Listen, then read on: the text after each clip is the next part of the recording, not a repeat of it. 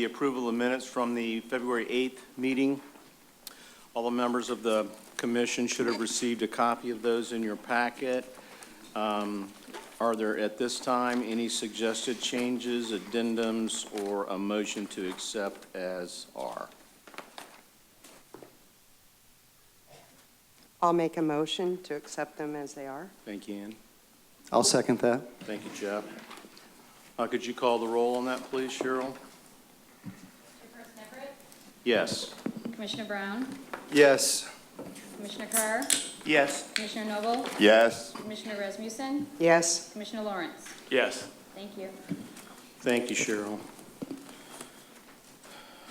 Sorry, I was running a little late, so I'm getting organized.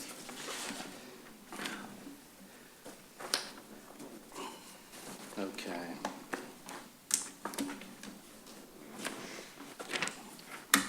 So we'll move directly to new business. Okay. So before I start the new business item, I'll go ahead and read that item, which is new business item D, item E, to consider the application for the rezoning of 0, 15,000, 15,006, 15, 40, 42, 26 Madeira Way, and 0, 15, 23, 31 Gulf Boulevard, and 0, 200, 206, 210, 212, 352, 388, 390, 410, 420, 150th Avenue, from C3 Commercial Retail to PD Plan Development. At this time, I'd like to turn it over to City Attorney Tom Trask to kind of outline the process for this evening so everybody's clear. Tom? Thank you. I'm going to go ahead and provide you some information that's required pursuant to Section 2-8 of your rules under quasi-judicial proceedings. First of all, I want to give you a summary of the application. The request or the application that you have before you, the applicants are seeking to rezone 6.67 acres that are located on the northwest side of 150th Avenue, Thomas Stewart Causeway, from Gulf Boulevard to the city's Causeway Park. The request will be to change the zoning in these properties from C3 Retail Commercial to PD Plan Development. This request is for the development of a mixed-use project that will include 2 hotels, 430 rooms, 2 condominium buildings, 90 units, and 35,000 square feet of retail space and a marina. The standards that are be applied are the standards that you always apply, and they're set forth in Section 110-391. There are 5 of them, and I'm not going to read them in their entirety because they're the same ones that you apply every meeting. But the titles of those are consistency with comprehensive plan, land use compatibility, adequate public facilities, public interest, and consistency with the land development regulations. As required by the code, the burden of proof is the greater weight of the evidence, and the parties that are involved in this matter are those of the applicant, which is Madeira Beach Development Company, LLC, and right now it's the city. The city has also received 3 notices of intent to become parties. 2 of them are dealing with this particular project. There was 1 filed by Mr. Peter Trott and 1 filed by Mr. John Lippa.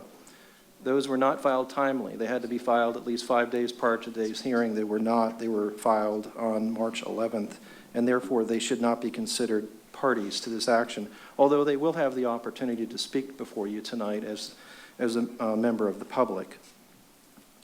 After the presentations that are made by the applicant, the city, and the public, the applicant and the city will both have the opportunity to provide rebuttal testimony and then a summary by both the applicant and the city.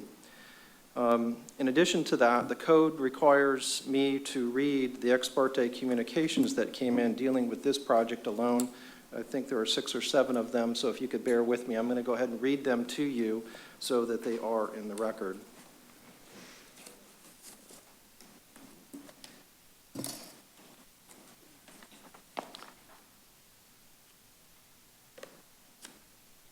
And I'm going to read them in order of most recently received to the oldest received. The first one is from R.T. Wolf. It's dated March the 7th, 2016. The subject is Ordinance 2016-01, proposed rezoning and development of multiple properties along Madeira Way in the north side of 150th Avenue, Madeira Beach, by Madeira Beach Development Company, LLC. Dear Sir, Madam, my husband and I own the property located at 401 150th Avenue, apartment 274, Madeira Beach, Florida. One of the reasons we purchased this property was due to the urban beach community feel in the area. We also like the progress of the community was making in controlled new development and upgrades to community facilities. The current zoning regulations support this pattern of controlled growth. We have been informed that the owners of multiple properties located in Madeira Way and 150th Avenue are seeking a variance for the property in order to build a major development that includes multiple tall buildings. The current zoning does not allow this excessive density for the property. The proposal is too much, and the infrastructure of the surrounding community will not be able to handle the density of this proposal.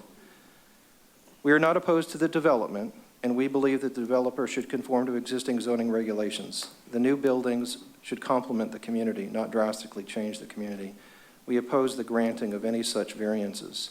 Continued controlled development that complements the current community should remain as the philosophy of the future development of the city of Madeira Beach. And it's signed, thank you, Janet Wolf and Richard Wolf. Next one is from Michael Jensen. It's dated March the 1st. It's a little bit shorter.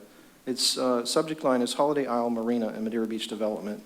Dear city officials, we've received a copy of the development agreement related to the potential development around our Boca Vista condo complex. These are massive development plans that will significantly alter the appearance of this, are making it more like St. Pete Beach in Clearwater. Madeira Beach is a quaint beach town. That's what makes it so attractive. All of these proposed hotels and condominiums will add to the traffic congestion, and there is already limited parking at Orchard Park during the height of the season. Where will all these beachgoers park? How will the traffic be impacted when the drawbridge goes up numerous times per day?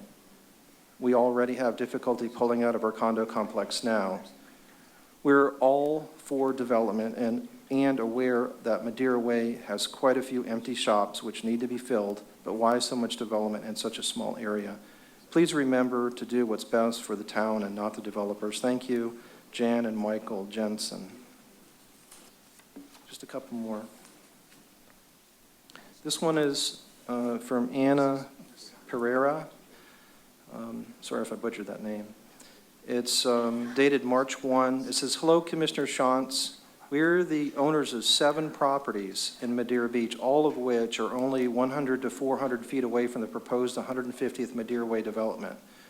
We own for the past 10 plus years 423 150th Avenue, number 1205, Snug Harbor Condo, 14950 Gulf Boulevard, number 804, Ocean Sands Condo, 259 Medallion Boulevard, Unit D, Madeira Beach Yacht Club, 245 Medallion Boulevard, Unit B, Madeira Beach Yacht Club, 245 Medallion Boulevard, Unit F, Madeira Beach Yacht Club, 179 Medallion Boulevard, Unit H, Madeira Beach Yacht Club, 317 Rex Place, Unit E, Madeira Beach Yacht Club.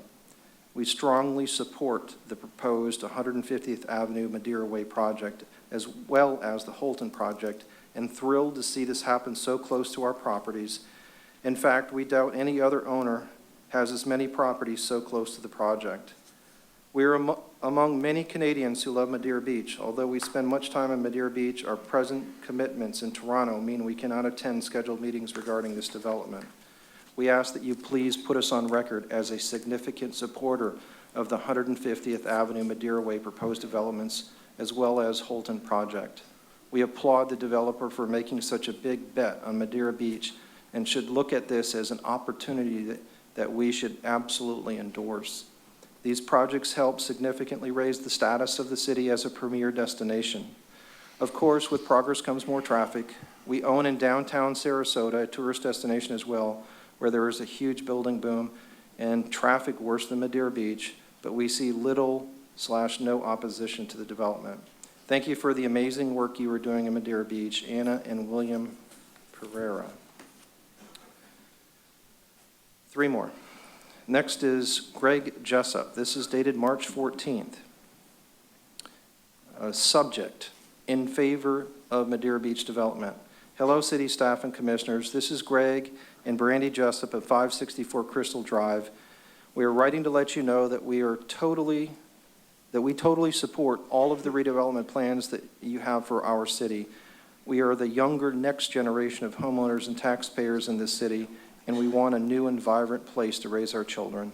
Do not listen to the previous generation who are resistant to change and who want to keep the status quo because of the lame excuses like noise and traffic. That is ridiculous. We are in favor of all improvements to make this nicer place to live, to raise our kids, and to increase property values. The question is, do you want a sleepy, old, undeveloped city, or do you want a new, beautiful, and vibrant city to live and to be a popular tourist destination place that will improve our local economy? Sincerely, Greg and Brandy Jessup. Two more. This is from Christine Mackey. It's dated March 14th. The subject is Madeira Beach improvements. Good morning. I own a condo at 303 East Rex Place, Madeira Beach, and I'm concerned about the plan of building 720 hotel rooms and 158 condos on the small stretch of land between Stewart Causeway Bridge and Gulf Boulevard.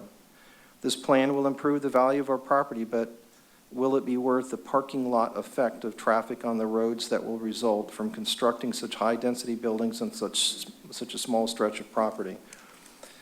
The residents of Madeira Beach understand that there needs to be much improvement in our area, but we do not want to end up just like Clearwater downtown. The roads and sidewalks will become congested, moving at a snail's pace, with the bridge being so close to Gulf Boulevard that when the bridge is up, traffic is backed right onto Gulf Boulevard as it stands now. I can't imagine the mess it will be with the possibility of 1,000 or more cars added to the condensed area. This will affect traffic north and south of Gulf Boulevard. This affected the surrounding businesses. They won't be happy, and we need merchants to stay in the area. Added to that is the plan to build high-rises along Madeira Way. Add this to the problem, and we will be just like Clearwater, no room to move in the downtown core. A better plan would be to revamp, facelift, improve the look of the buildings we already have, or build the town center concept from the Madeira Beach Special Area Plan. This way, we all win: a new look, more accommodation, new businesses, and happy Madeira Beach residents. Please look after our interests and not the developers. Respectfully, Christine McKay. And the last email is from Teresa and Charles DeRoller. It came January 11th. The subject line is Brown Boxer and Plans for Madeira Way. Last night, Sunday, January 10th, 2016, was another night of outside noisy music from the Boxer Bar and Grill. We awoke at 11:35 p.m., and it was quite loud with a definite drum beat on and on. We finally got to sleep about midnight. This needs to stop. I hope with future planning of Madeira Way, there will be no plans for more bars and grills with music to keep people awake. We do understand that there is planning for the area where Levrux used to be located. If the plan is to build it the way we heard, will add too much traffic and people to our little city. We do not want 10-story buildings and thousands more people. The reason we have limits that were developed is because our Welch Causeway and Bridge cannot handle extra traffic. We already have too much, and this is only January. You seem to be putting revenue ahead of the quality of life. Our city was more enjoyable and still is right now. Please be reasonable with your development and do what is the best for the people, not the few who are trying to make more money on taxes. By the way, our taxes were also raised $500 this year alone. What an increase. Thank you for listening to the people who have enjoyed Madeira Beach the way it was. And it's signed Teresa and Charles DeRoller. And that is the end of the emails and ex parte communications that have come in that were directly attributable to this particular project. So from that, Mr. Chairman, it would be appropriate for the applicant to make the presentation now. At this time, could the applicant approach?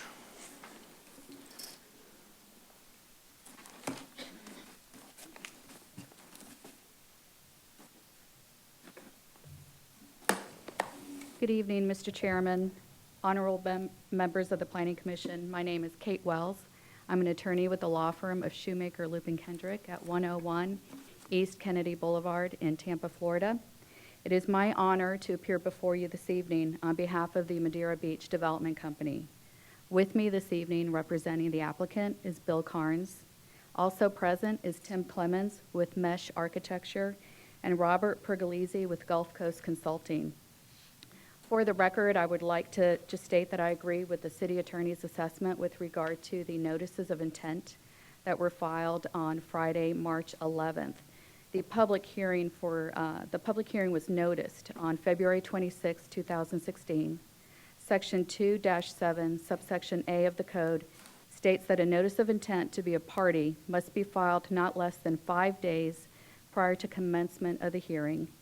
And those notices were filed on March 11th, which was past the deadline of Monday, March 7th, 2016. So I would ask that for those individuals that did file the notice of intent, that they be allowed to participate as members of the public, but not as a party to this proceeding. Before I turn the presentation over to Mr. Clemens, I wanted to take a moment to talk about where we are in the process. As the city's planning commission, you are charged with reviewing development applications and making recommendations to the Board of Commissioners. These decisions must be based on evidence that is presented to you during a hearing. These decisions cannot be based on personal preferences, on comments you may overhear in the public, or what you hear in the media or read in the newspaper. Tonight's hearing is a quasi-judicial hearing which requires your decision to be based upon competent, substantial evidence presented during this hearing.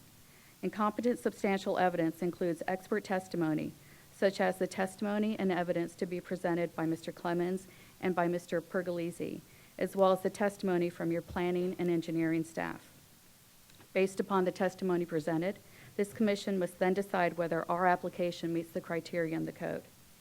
There are 2 applications for your consideration this evening. The first is the application for the rezoning of almost 7 acres from C3 commercial retail to PD planned development. The second application is the development agreement between my client and the city. At this point in time, we are continuing to discuss certain items in the development agreement and anticipate the agreement will be finalized and ready for your review during your next meeting on April 11th. We're prepared, however, to move forward with the rezoning application this evening. So in advance of tonight's hearing, and as required by the code, we held not 1, but 2 neighborhood meetings on March 9th. 2 items that came out of these meetings that I'd like to address include the proposed timing and phasing of the development of the project and the process by which current tenants will be relocated. As I mentioned, we're in discussions with the city regarding the development agreement, and the timing and phasing of the development is one of those items. Given the scope of the development, we anticipate it will be built out in phases, and we will provide more detail at your next meeting. Also, now that we're at this point in the public process, my client has the green light to communicate with tenants and develop a plan of action. Until this point, the seller had asked my client to not contact the tenants, and my client was being respectful of the seller's wishes. Other items that were discussed during the neighborhood meetings will be addressed by either Mr. Clemens or Mr. Pergolesi in their presentation. So with that, I'm going to turn it over to Tim Clemens, who's going to present the rezoning application as well as our concept plan. Thank you. Thank you, Ms. Wells. Mr. Chairman, I need to go ahead and get everyone sworn in now. Obviously, the attorney doesn't need to be sworn in. So if anyone is going to speak tonight, I need you to stand up, raise your right hand, and take the oath. Anyone that's going to speak. Okay, there's a lot of you. Do you swear that the testimony and evidence that you're going to present tonight will be the truth, the whole truth, and nothing but the truth? Okay, thank you, everyone. Yes, sir. Good evening. Give me just a second, please. Sure.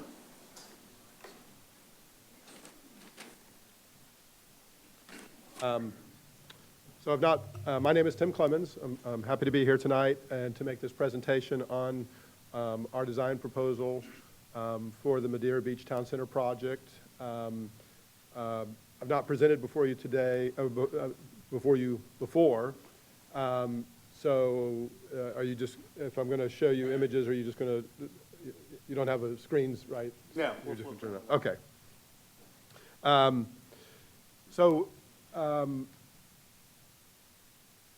You know, this image just is an overall aerial of Madeira Beach.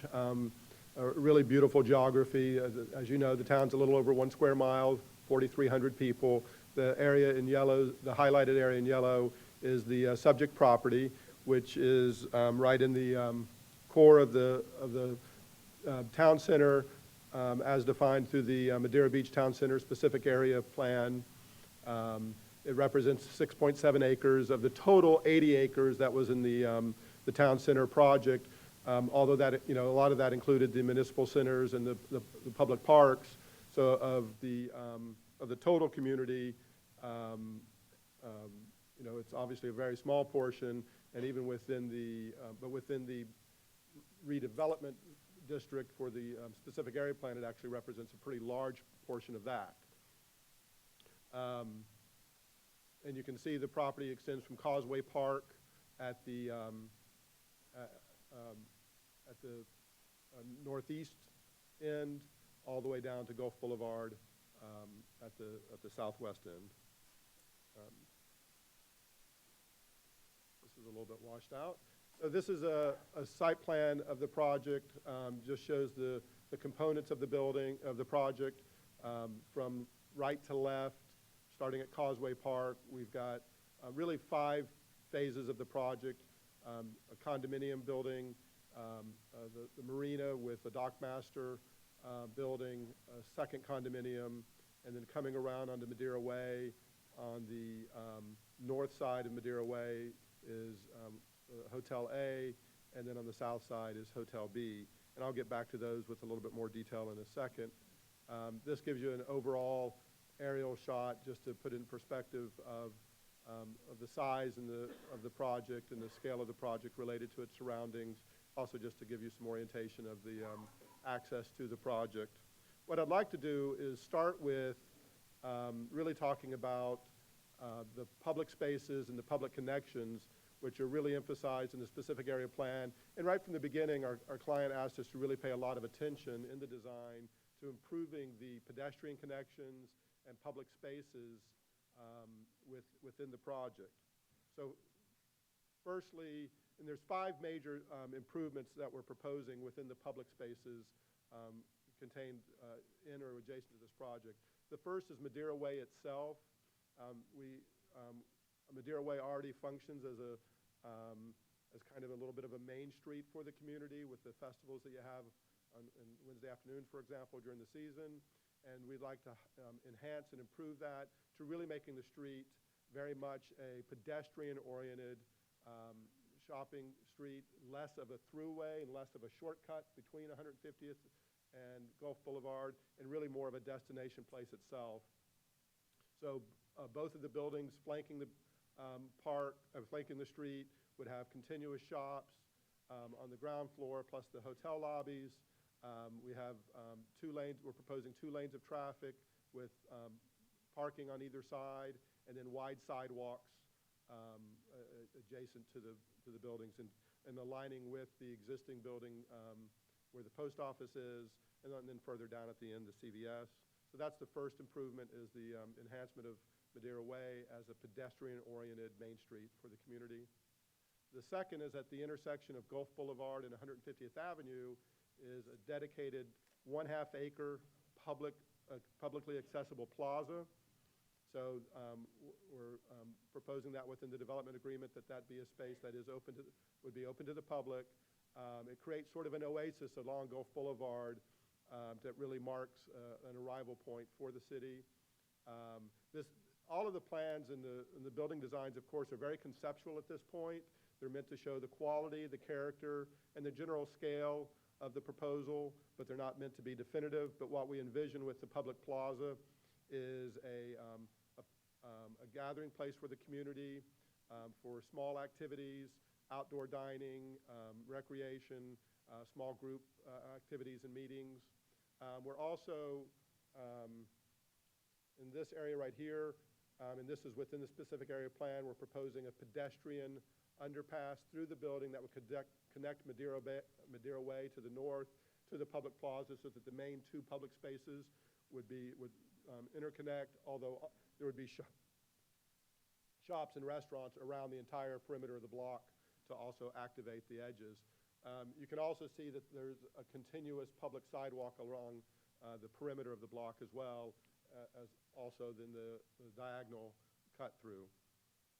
So that, the third public improvement that we're proposing is along 150th Avenue, coming off of the Tom Stewart Causeway and the Causeway Park, is a 12-foot wide pedestrian and bicycle trail that connects all the way from Gulf Boulevard to Causeway Park. On our property, that's over 1,200 feet long of a pedestrian and bike trail to connect those two public spaces together. And we're really trying to create a boulevard entryway into the community at this point, at this location. The fourth public improvement is with the marina, is within the center portion of the marina around the Dockmaster building. That will be made publicly accessible, so the waterfront will always be open to the public for a certain portion of the marina. And I can show you a little bit better on the site plan to define that for you, but there would be a portion of the waterfront that would always be open and available to the public. And then finally, the fifth public enhancement that we're proposing is a covered crosswalk, elevated crosswalk over Gulf Boulevard to provide access from the beaches back to Madeira Way and into the community. So those have been those were actually put in place as the framework in which we designed the project around these public spaces and these public improvements. I'm going to talk a little bit about the buildings themselves now, but before I do, you can see with the Dockmaster building flanked by two public sidewalks, and so this center portion where it juts out a little bit into the inlet that leads to Boca Ciega Bay, that would be the publicly accessible portion of the marina into the waterfront. Starting again at the right side, at the right end, with what we've cleverly called Condo A, I came up with those names myself, is the two condo buildings are basically 8-story buildings. They're each proposed to have up to 45 condominium units. Basically, there's 2 levels of parking with 6 levels of residential units above. Each of them have been designed to be very comparable in size and scale to the buildings across 150th Avenue, and in fact, they're the same height and very similar in size and overall, both horizontally and vertically with the Boca Vista, the existing Boca Vista condominium. We've also designed them to allow for an open space that's in excess of 430 feet between the two buildings to both provide a greenway along 150th Avenue, landscape greenway, but also preserve view corridors across the community and especially to the water, the inlet water here. So the two condominium buildings are very similar in scale. They may not ultimately be the same design, but they would still have the same kind of design framework of being no more than 8 stories and no more than 45 units. Overall, the project with the PD zoning would allow for up to 100 condominium units. We're proposing 90. We've already talked about some reductions and are proposing some reductions over the permitted maximums. In general, the project allows an overall FAR of 4.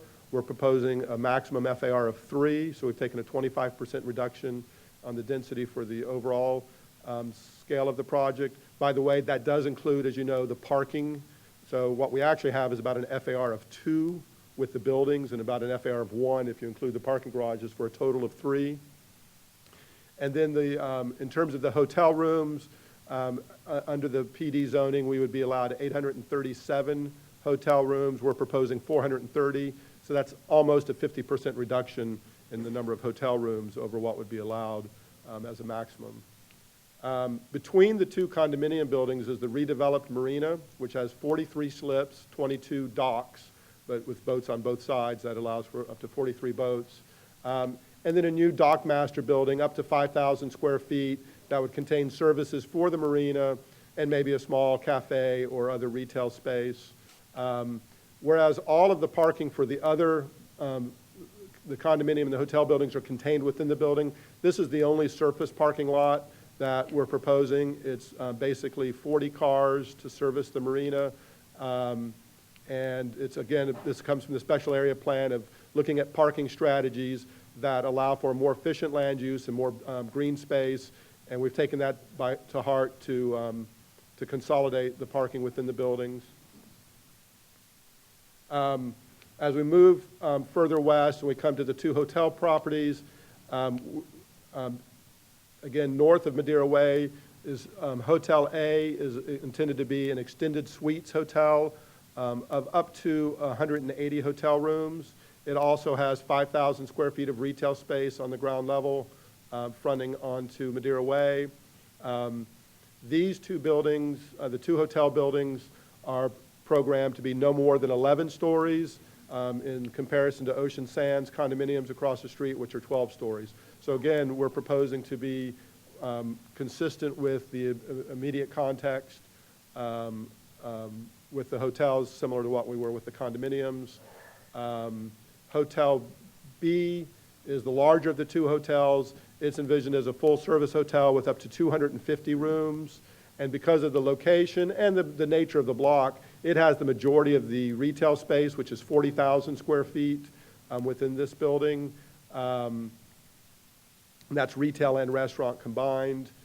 Currently, over the entire site, there's 63,000 square feet of building, a little bit of office space, mostly retail space. So we're actually slightly reducing the amount of commercial space from 63,000 square feet to 50,000 square feet. But what we're doing is consolidating it with 90% of it to within the Madeira Way and Madeira Plaza district, so that it creates a cohesive whole, and we think that'll help enhance the desirability of the retail spaces to be very successful. Both hotels would have retail, lobbies, parking garage access on the ground levels. By the way, both parking garage access are off of Madeira Way, and I'll discuss that a little bit later in more detail. And then have, in this case, 2 levels of parking. In Hotel B, 3 levels of parking, and then an amenity level, plus then 6 floors of hotel rooms. So the buildings do step back above the parking garages to sort of reduce in scale. That also creates an opportunity for some amenities and swimming pool areas and terraces at that space. But it also gives the building sort of a more, traditional urban scale at the street level, where it's 4 stories, or in this case, 3 stories, with the taller portions of the buildings smaller than the base of the buildings. In terms of traffic and transportation, we've really put a lot of thought into this, and Mr. Pergolesi is going to give you a more detailed presentation. I'd just like to hit on a couple of the main points and the goals in terms of the project from a design point of view. And first of all was to consolidate the parking and the drives into a much more coherent and logical design. And so, whereas now there are 9 curb cuts between Causeway Park and Madeira Way, we're proposing a single curb cut here, which actually aligns with the entryway to Madeira Cove. So we're taking a 3-way intersection and creating a 4-way intersection, and actually lengthening the left-hand turns to better serve that intersection. We've had extensive meetings with Florida Department of Transportation in reviewing these ideas. And so although this is adding density and both condominium units and hotel rooms within the town center area, from a traffic management point of view, by reducing the number of curb cuts and managing them in a rational way here at this intersection, it'll actually get rid of some of that friction that often happens with people pulling in and pulling out at multiple locations along the length of that drive. Similarly, at the triangular block, there are currently 4 curb cuts along Gulf Boulevard and 150th Avenue. We're eliminating all of those curb cuts. So there would be no curb cuts on 150th or on Gulf Boulevard on this block. The only curb cuts, again, in both cases, are on Madeira Way. So what we're proposing is that Madeira Way would be a slow street. It's understood that it's no longer to really function and serve as like I said, as a sort of a shortcut through the community, but as a destination or arrival place in and of itself. So both of the parking and services for the two condominium buildings are off of this internal street that then enters and exits directly onto 150th, and both of the hotels have their parking garage entries and loading and service entries on Madeira Way. So this will greatly reduce the traffic conflicts along the perimeter of the project. In addition, Florida Department of Transportation has requested that we eliminate the traffic signal at this location. Their analysis is that a big reason for the backup and the congestion along 150th Avenue is due to the timing of that intersection. And again, Robert can talk about that in more detail. We agree with that analysis, and they're supporting that. So this basically becomes a right turn in and a right turn out, so that traffic coming from, say, the Municipal Center here would come down a Municipal Drive and then go directly to Gulf Boulevard. That would be heading east, and then turn onto 150th at this intersection, and then head east along 150th Avenue. Two of the things that came up during the public presentations, two of the issues that came up during the public presentations I'd like to highlight a little bit are pedestrian crosswalks on 150th Avenue. And the concern was by eliminating this red light that you've actually lost a pedestrian crossing at this location. We agree with that concern, and we are going to be happy to take that to the Florida Department of Transportation for further discussion and study, but ultimately it will be their decision since the street is under their jurisdiction. But we do think that that's a legitimate concern. There was also then, our initial proposal is for parallel parking along Madeira Way. Currently it has diagonal parking. So recognizing that concern, we're also going to relook at that and see if we can still create the type of place we want, which has strong pedestrian character, wide sidewalks, but still by introducing the diagonal parking, you basically can accomplish two goals. One is to increase the number of parking spaces, because diagonal parking spaces take up less space or less width than parallel parking spaces. But secondly, there was some concern that we've heard voiced too, that this just feels too narrow. And so by putting diagonal parking in, that'll actually open up the width of that street a little bit and make it a little bit feel less enclosed and a little bit more open. Last thing I'd like to hit on are a couple of the specific objectives within the special area plan are to create a unique sense of place for the town center, to create strong pedestrian connections within the town center, and to create strong gateways and entry markers into the community. And I'd like to show real quick how we're proposing to do that from all three directions, east, south, and north, if you will. Coming from Tom Stewart Causeway, again, you can see, I've showed you this image before, but you can see how we're trying to really create a strong boulevard effect along 150th Avenue. Already on the south side, with the condominium buildings, there's a nice greenway. The buildings are set back with some nice landscaping, and we're proposing to recreate that actually even further beyond where it is on the south side, all the way down to Gulf Boulevard. So we've got about a 10-foot green strip between the curb and then our 12-foot wide pedestrian and bike trail. And then we've got about 50 additional feet of landscaping between the two condominium buildings. So again, we're trying to create a really strong sense of arrival and a strong sense of place, would really make 150th Avenue feel more like a welcoming boulevard into the community. And then from the north side, with the covered elevated crosswalk, how that just naturally creates almost a gateway into the town center. So we see it functionally creating a safe pedestrian passage over a very busy street, but also architecturally it can become really an identity marker and almost a gateway into the community.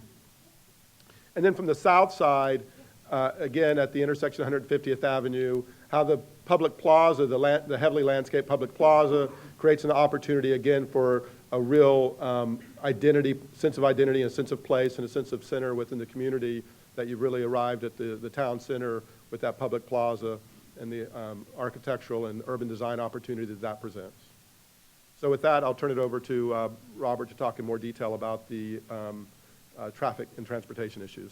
Thank you. Hang on. Before you do that, Clemens. Mr. Chairman, now is your opportunity to ask questions. And sir, I know that you told us your name, but you didn't give us any of your credentials, your address, anything like that. You want to explain that to the board and Sure. take questions for the board before Robert gets up to speak? Sure.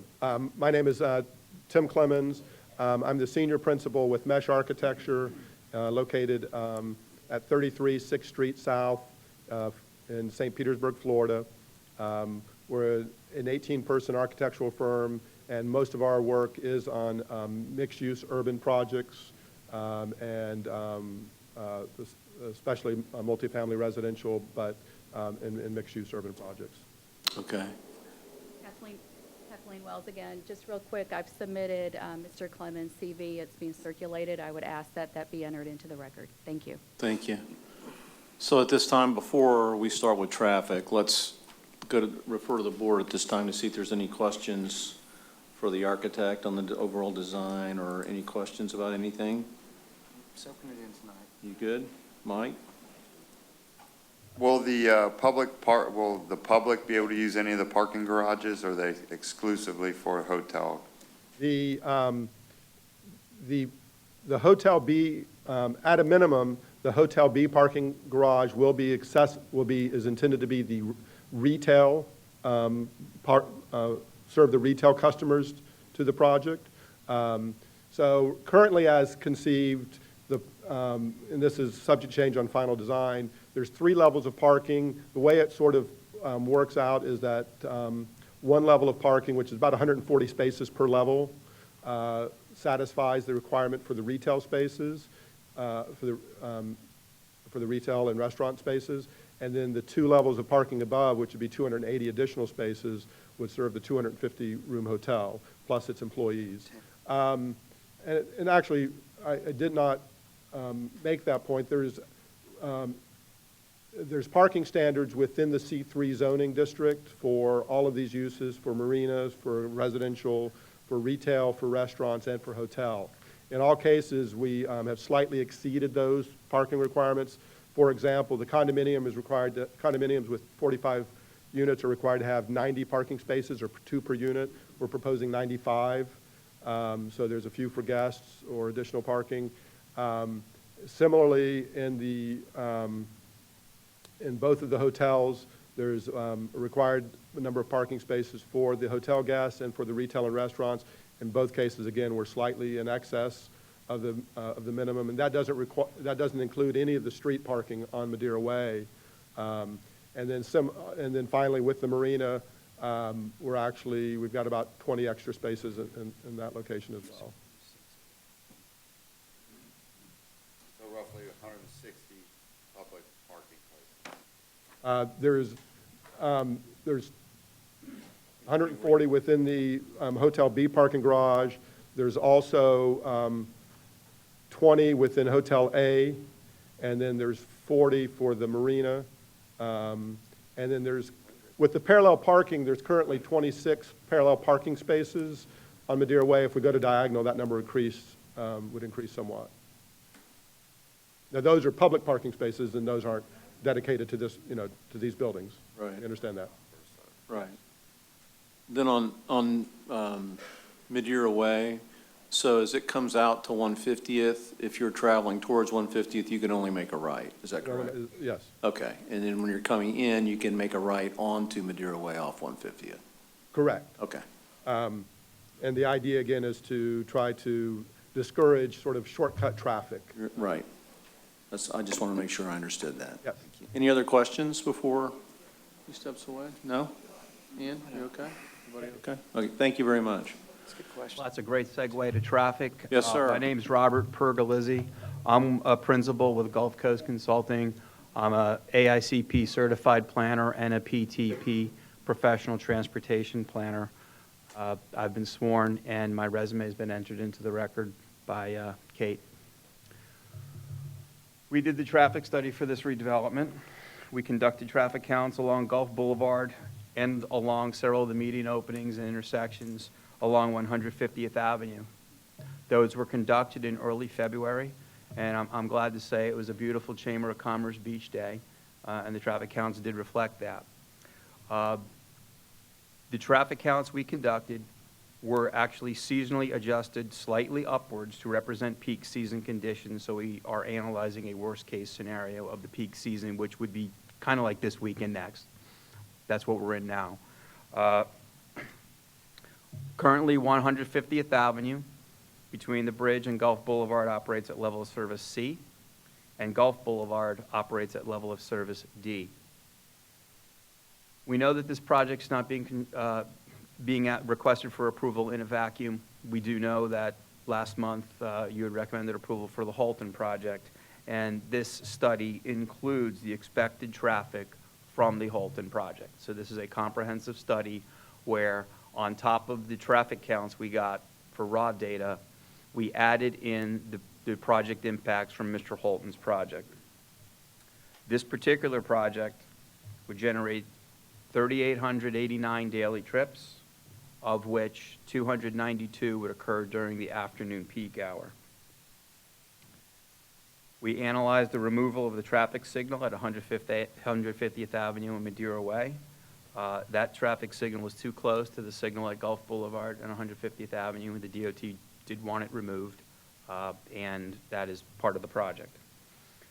We also included modification of medians to lengthen turn lanes in several locations. And as Tim explained, we also included removal of driveways along the north side of 150th Avenue, which currently do not meet FDOT spacing standards, and they do provide that friction and difficulty in turning in and out of, and the removal of those driveways does increase the safety. What we found is that by adding the cumulative impacts of Mr. Holton's project and this particular project, that 150th Avenue would still operate at level of service C. Naturally, the traffic would increase. The traffic would increase to about 2,900 vehicles during the afternoon peak hour. Gulf Boulevard would still operate at level of service D. All of the signalized intersections would operate at level of service C or better. And all the major turning movements at the median openings would operate at level of service C or better. I want to touch briefly on hurricane evacuation. I know it's been brought up. It was brought up during the neighborhood meetings that we had last Wednesday.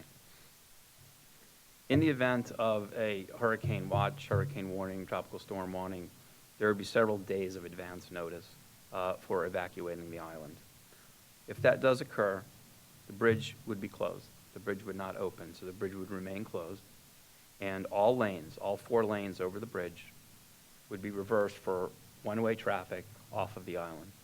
So we're confident that there would be ample time to safely evacuate Madeira Beach. Median modifications and signal removal that we're proposing in this project were discussed with FDOT at a pre-application meeting that we had February 17th. Members of city staff, Mr. Carrier and Dave was there, as well as members of our team and several people from FDOT, not only the local office here in Pinellas County, but the district traffic operations office over in Tampa. We came to an agreement on what needed to be done in a conceptual format, and we do understand that we will need to file permits with FDOT should we be fortunate enough to receive approval from the Board of Commissioners and proceed towards final engineering. A lot of engineering needs to be done. A lot of permits would need to be obtained. So with that, I can answer questions regarding our traffic analysis or turn it over to Kate to summarize, and then maybe we can answer questions. Questions? I have a question. Okay, so if you're coming from Gulf Boulevard and you're turning on to 150th and you're going down, right now there are no turning lanes that go into the properties as we know them. You have to basically make an illegal turn to get over there. So, for sure, there's going to be turn lanes going into the left between Gulf Boulevard and the Tom Stewart Causeway that will allow people that live in the condos coming off of Gulf Boulevard, they will have a turn-in space for their condos. They won't be backing up traffic. Right. You refer... I see it every day because I have a store across from there. So. You're probably referring to the meeting opening at Madeira Cove, where there right now is no left turn lane. That is correct. Get into the parking lots that are on the north side of the road. That is Yeah, correct. we're going to be fixing that problem. Okay. One of the improvements we're looking at making is what I call eastbound left turn lane. If you're going east on 150th to turn left into the next one up. Where's the pointer, Fred? Too short. Sorry about that. Yeah, the car's coming towards us. And my question is I see the lane in there. How many cars is that going to accommodate going across 150th? Talking about up here, sir? Yes. So what can you stack in that turn lane going into that complex? We can probably store 3 or 4 cars going into that complex, and based on the traffic volumes that we expect going into that area, which is really only the 90 condos, and perhaps some U-turns, we would be able to accommodate that and satisfy FDOT spacing standards. Okay.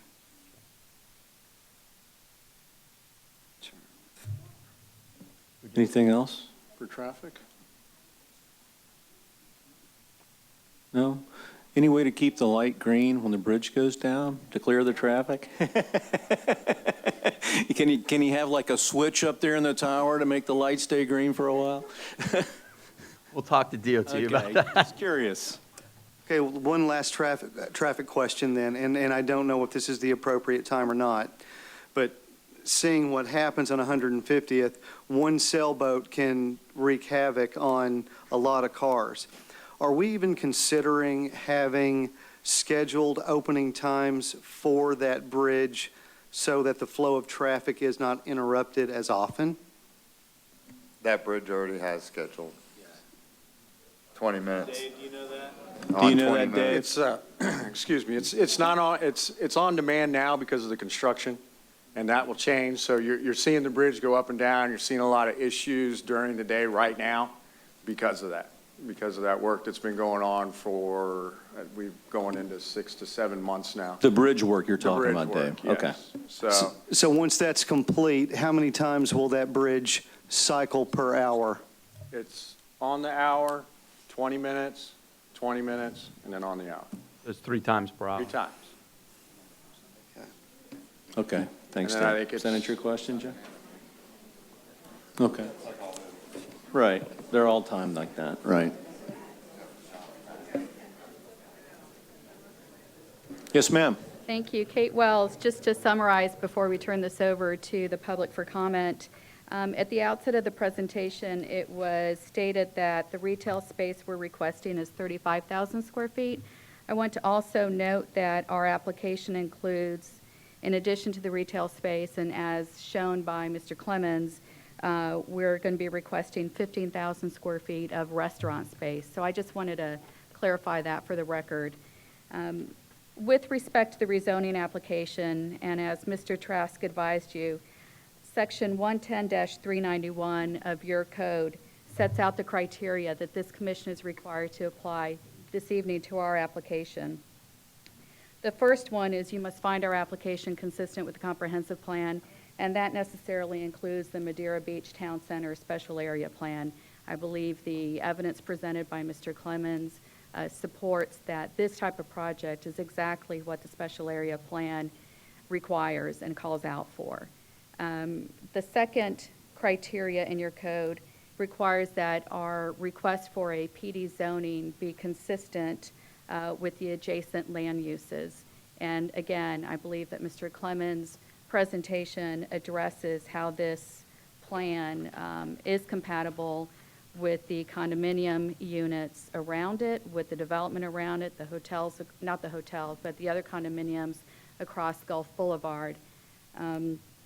The third criteria is there must be adequate public facilities. Public facilities are available now, and of course, we'll be addressing that at permitting stage if we get that far in the process and we receive your recommendation for approval and an approval from the Board of Commissioners.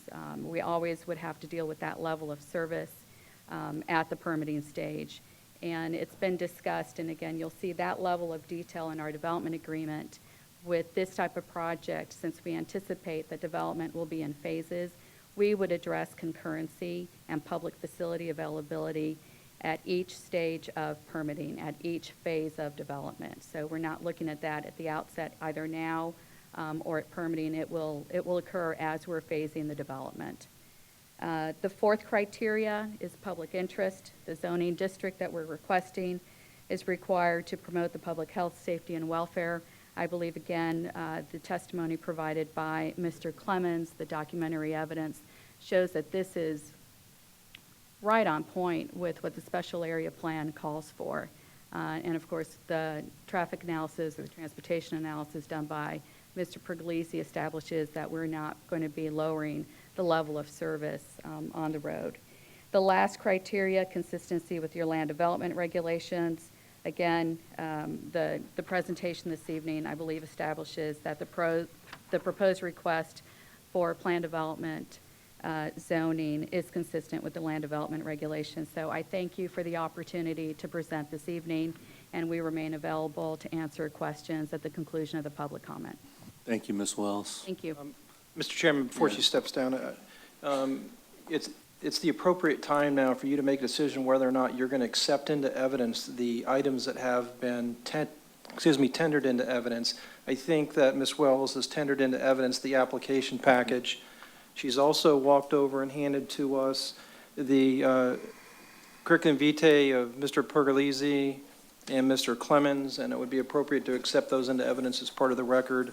And before Ms. Wells sits down, also, if I can just finish, then I'll give up my microphone here, is that we need proof under section 110-392, paren 4, that the neighborhood meetings have taken place, and that is done by way of a record and video, and that needs to be done prior to this project being recommended by you at the next meeting. So I'm sure that they'll be able to provide that, but we have not seen it just yet. If I may, for the record, the video has been created. We're going to file it as soon as the transcripts for both meetings are finalized, and our court reporter indicated we would have those next week. So those will be filed with the city as soon as they're available. Okay. So do we need to vote to accept the evidence? I No, don't think we no, do. We Mr. can just- Chairman, We can it- just say that we accept it into evidence. It's, you as the chairman Sure. would accept them into evidence. That's what I thought. Yeah, that's fine. So let it be recorded that we accept it into evidence. All right, thank you. Thank you, And- Mr. Chairman. Thank you, Ms. Wells. And even though Ms. Wells said now is the time for public to speak, it's actually the City staff, right. Yes, Mr. Chairman. Thank you. Thank you, Mr. City Attorney. So at this time, I'd like to turn to city staff for city staff recommendation. Thank you, Mr. Chairman, members of the Planning Commission. My name is Dave Healy with Calvin Giordano and Associates, and I'm here assisting the staff on behalf of the city of Madeira Beach. I have submitted my resume previously to the clerk with my experience and qualifications. It is on the record. I had identified 5 or 6 things that are summarized in our staff report to you. You have them. I'll touch on each one of them briefly. A number of them have already been covered with the applicant's presentation, and I will try not to be redundant with respect to those. The first point that I wanted to cover is a summary description of the application itself. In fact, Mr. Trask identified the request before you. I wanted to highlight the process for consideration. I will dwell on that for a moment. This is not a one-step process by any means. Provide an overview of the project, which our staff report does. You've heard and seen considerable additional detail in the applicant's presentation. I want to identify our preliminary findings with respect to the review criteria that the applicant's attorney has enumerated. And I want to identify in particular some of the remaining areas to be addressed that we have identified as a function of our preliminary staff review, leading to our preliminary recommendation that no action be taken tonight pending receipt of that additional information and the details to be set forth in the development agreement, which you do not have. So I've really leapt ahead to our recommendation, which is at the end of the night to continue presumably to a date certain, your next meeting, in order to receive that information and give staff an opportunity to review it. With respect to a summary description of the project, again, you've heard a good bit of detail. It is a mixed-use project consisting of both residential, retail, and temporary lodging use. It is the kind of use that was contemplated, in fact described in some detail in the special area plan for the town center plan. It does comprise approximately 6.7 acres of the 80 acres that are within the town center plan. But as Mr. Clemens pointed out, a number of those acres are in public holding, and so it's a pretty significant part of your town center plan, and unusual in the sense that one of the major challenges in any redevelopment project is the assembly of property. And this truly does present an opportunity to bring together multiple properties in a coordinated and integrated fashion that does speak to the intent of the special area plan. By way of background, that special area plan has been in place since 2009. Originally, this planned redevelopment mixed-use plan category was adopted in the code in 2007. Subsequently, the specifics of the plan were developed in 2009, and the 5-year update of that plan, which was required, including the amendments to it that were approved in 2014. A small portion of the area proposed to be rezoned to planned development is in the Causeway subdistrict of the town center special area plan, but the majority of it is in the commercial core subdistrict of the town center plan. So it does include portions of 2 of the 5 subdistricts in the special area plan. I want to touch on the process for consideration of the application. Any rezoning within the town center special area plan must request and utilize the planned development district. And in this particular case, must be accompanied by a development agreement. And the purpose of that is very clear. We want to know precisely what's going to happen. It's not just a rezoning to another classification subject to whatever might transpire after that. And that's why it's important that the details of the site development plan, as have been described by the architect, and ultimately the details of what's going to take place when set forth in the development agreement. The several steps involved in the process include first, of course, the application and preliminary staff review, which has been ongoing, the Planning Commission LPA public hearing and recommendation, ultimately by this commission, at least 2 hearings on the ordinance itself to amend the zoning and approve the development agreement by the Board of Commissioners. If that is approved, the development agreement itself must be filed within a time certain with the clerk of the court, with all of the specifics in place. And one of the conditions that we want to emphasize to be addressed in the development agreement is that it will require specific final site plans for each of these phases or components of the overall concept or site development plan. Because it is extensive in nature and consists of several phases or components, we will want to see those civil engineering site plan details for each phase or phases as they come forward. And then ultimately, obviously, all of the usual requirements for construction, building permits, and certificates of occupancy. A project overview, we've really touched on the specifics. I'll skip over that unless the Commission has questions of me when we get through. The applicant has described the composition, the 2 hotels, the maximum total number of rooms. It may indeed consist of fewer. The 2 condos, a maximum of 90 units total in 2 buildings. Their maximum height is set forth. The only question I have to be resolved with the applicant's presentation, we had a different number for the total number of retail square feet, and I'm not clear now on what that is with respect to the restaurant and retail space. We'll need to clarify that. Very important are the enumeration of the public access and public realm improvements that were identified, and all of those will need to be documented clearly in terms of provision for that access in the development agreement, as well as the specific provisions for the roadway improvements. Staff report to you has made some preliminary findings and an acknowledgement that it's not complete at this point, but we have gone through each of the 5 criteria set forth in Section 110-391 that have been identified by both Mr. Trask and the applicant. And our summary preliminary finding is that conceptually, it is consistent with the comprehensive plan and most specifically with the special area plan and the intent and policies set forth in it. It is consistent and compatible with the adjoining uses. It will be required to meet all of the level of service requirements relative to the ability of the public facilities to accommodate the development.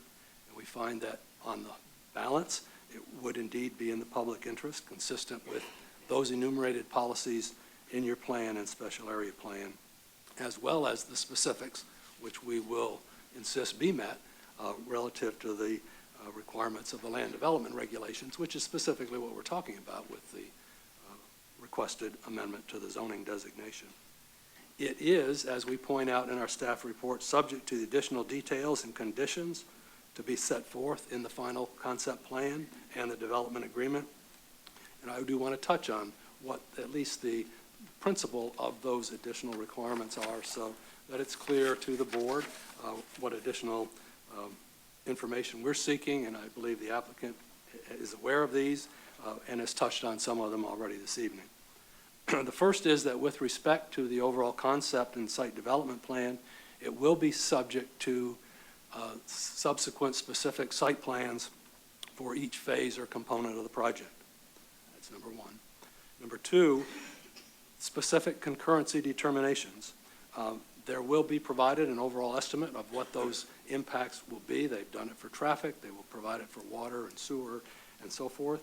But we understand that given the complexity of the project and the timeline over which it would be developed, that individual concurrency determinations will be made as they submit each final site plan. So it's not an open-ended blank check, subject to all those checks and balances as the project proceeds over a number of years. That leads to the third point, additional detail we want with respect to the phasing schedule. We want to enumerate the specific time frame within which the first phase would begin and the specific time frame after that first phase within which each of the subsequent phases would be completed, so that we understand from the outset what the overall timetable and schedule is relative to the completion of the entire project. We want to identify specifically the correlation of the off-site improvements. We want to tie what improvements get made to 150th, what improvements get made to Madeira Way, the public plaza, and so forth with regard to each phase of the project. So again, it's very clear that before, for example, condo A or B gets built, the improvements to 150th Avenue would be made. Before either of the hotels get built, Madeira Way would be improved and all of the details attendant to it would come with that first hotel site plan. The fifth is to identify specifically the public accessibility. Exactly how are those public spaces going to operate? Are there easements provided? Who's going to own them and maintain them? And that will be identified. The design standards for Madeira Way will be part of the site plan, first site plan for either of the hotels. And the payment of the impact fees is important. They will be paid in conjunction with the each building permit. They'll be paid up front by the applicant. And any credit then based on the full cost of the improvements, which they will pay for to the road, will be later credited at the certificate of occupancy. So they make the improvements, they pay the impact fees. If there's a credit, that's returned to them on a credit basis. Those are in summary fashion, the kinds of things we've identified, talked to the applicant about. I think they understand all of those, and we understand they're in agreement with providing that additional detail in the development agreement, which would be forthcoming. And so with that, Mr. Chairman, I'd be glad to answer any questions you have of me. Again, our recommendation is to continue this public hearing to your next meeting in order that we can provide you that additional information and a final recommendation from staff. Thank you, Mr. Healy. Any questions for Mr. Healy at this point from anybody on the commission? No, everybody good? Mr. Trask? So at this point, in addition to the documents that you've already received into evidence, Mr. Healy has tendered into evidence on behalf of the city his summary of qualifications, his CV, literally, that would need to be received into evidence, as well as the staff report that was directed to the Planning Commission. And you'll see that that came from Mr. Cerna of Mr. Healy's office, and that should be received into evidence as well. And if there are no cross-examination questions from Ms. Wells, then it would be time for the public to be given the opportunity to speak. We'll let the record note that we'll receive that into evidence then. Thank you, sir. Okay, at this time, we'll move into the public commentary section. Before I start, just a couple of ground rules. So I typically ask every time, but nobody ever listens to me. If someone comes forward and makes the point that you were going to make, you don't need to repeat it. We got it. Just to be respectful of people's time and get us home by midnight. Just as a note, everybody on the planning board is appointed by the city commission. We all live here, we all work here. So we're cognizant of traffic and things like that too. And we all live here 365 days a year, not 90 days a year. So we're here all the time. But with that being said, I would ask that everyone be courteous in their presentation, that we be respectful of the time. You'll have 3 minutes, which is exactly what they do at the city commission meetings, if you've had the pleasure of attending one of those. So who's got the timer? Does the clerk have the timer? Dave, you've got the timer? Okay. So I would ask that when you hit the 3-minute mark, I am going to cut you off to be respectful of everyone else's time to give them a chance to speak. So with that being said, wow, okay. Yes, sir, right here. And everyone will get a chance to speak, so. Yes, sir. Thanks for being a day late and $1 short with my paperwork. That's okay. Could you What I'm going to identify? present with you this evening, my name is John Lipa, Vice President of Madeira Cove Condominiums, 399 150th Avenue. What I'm going to give you tonight, I've already shared with the city and with the developer, Mr. Carnes. I'd just like to give it on record. Mr. Lieber, can I interrupt you and have the mic moved up so everybody speaks That's into the microphone so everyone can hear you? All right, so I want to explain to you why we think the plan to convert the three-way intersection at 399 150th into a four-lane intersection is a bad idea.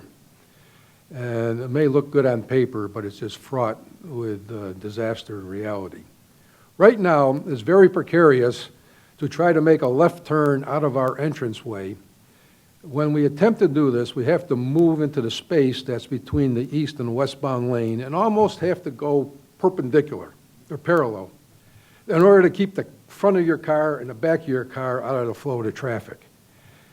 This becomes even more difficult when a car traveling east wants to make a U-turn. And it's a fight for position.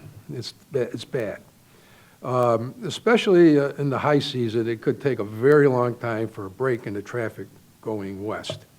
And when that light goes out, it's 45 miles an hour, go straight ahead, you'll never get out of there. So I say it's no better traveling west, attempting to get out of our driveway. The challenge of entering and exiting will become even more difficult when the plan to remove the traffic light at Madeira Way. This light is actually a timed interruption in the traffic so we can get out and go left. Without it, cars are going to be, it's a runway from Gulf Boulevard up, there are going to be 45, 50 mile an hour cars. You'll never get out of there because there's a turn on red at Gulf Boulevard in 150th.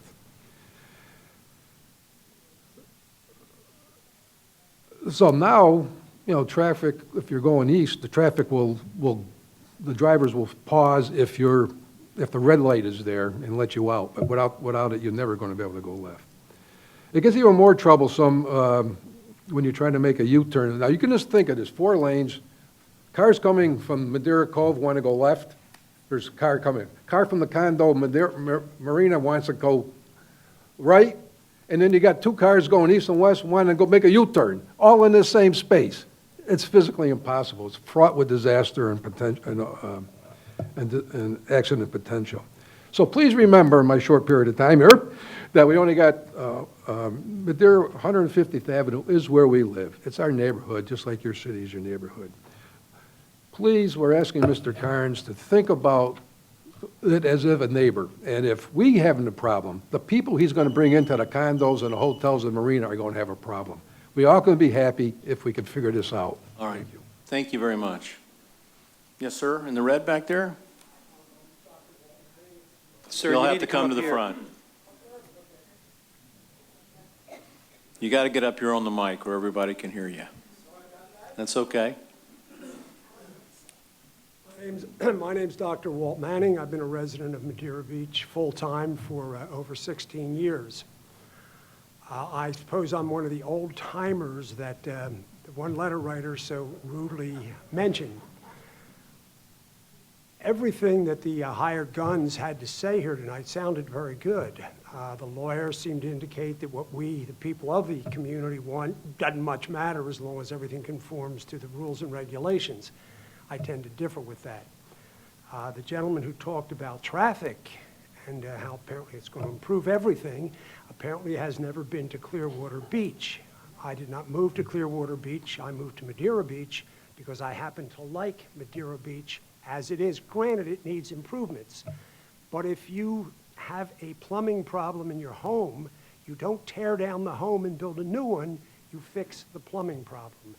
Might be a good idea if we would simply fix the problems that we have, not turn this into another Clearwater Beach. Because those photographs that I looked at, they were lovely. But again, they were the photographs of a large city. They were not photographs of a small town.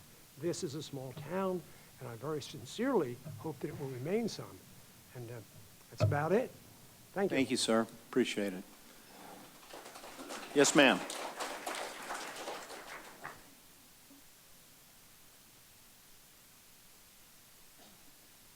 Hi, good afternoon. My name's Missy Hahn. I'm the president of the Madeira Beach and Treasure Island Chamber of Commerce, here representing just under 300 businesses. We are in favor of responsible development. Thank you. Thank you, ma'am. Yes, ma'am, right there, you bet.